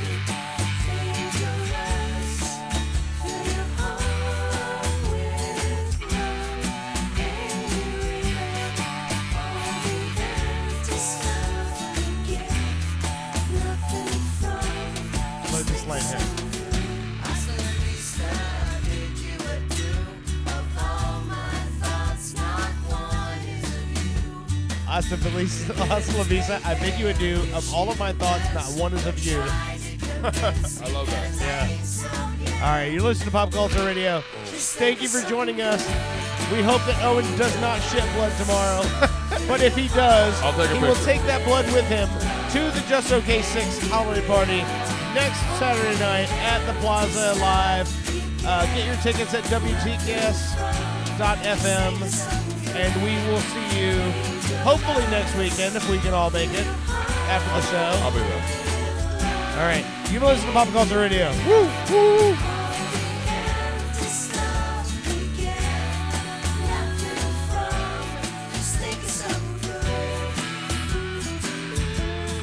Pop Culture Radio has been a weird Florida production.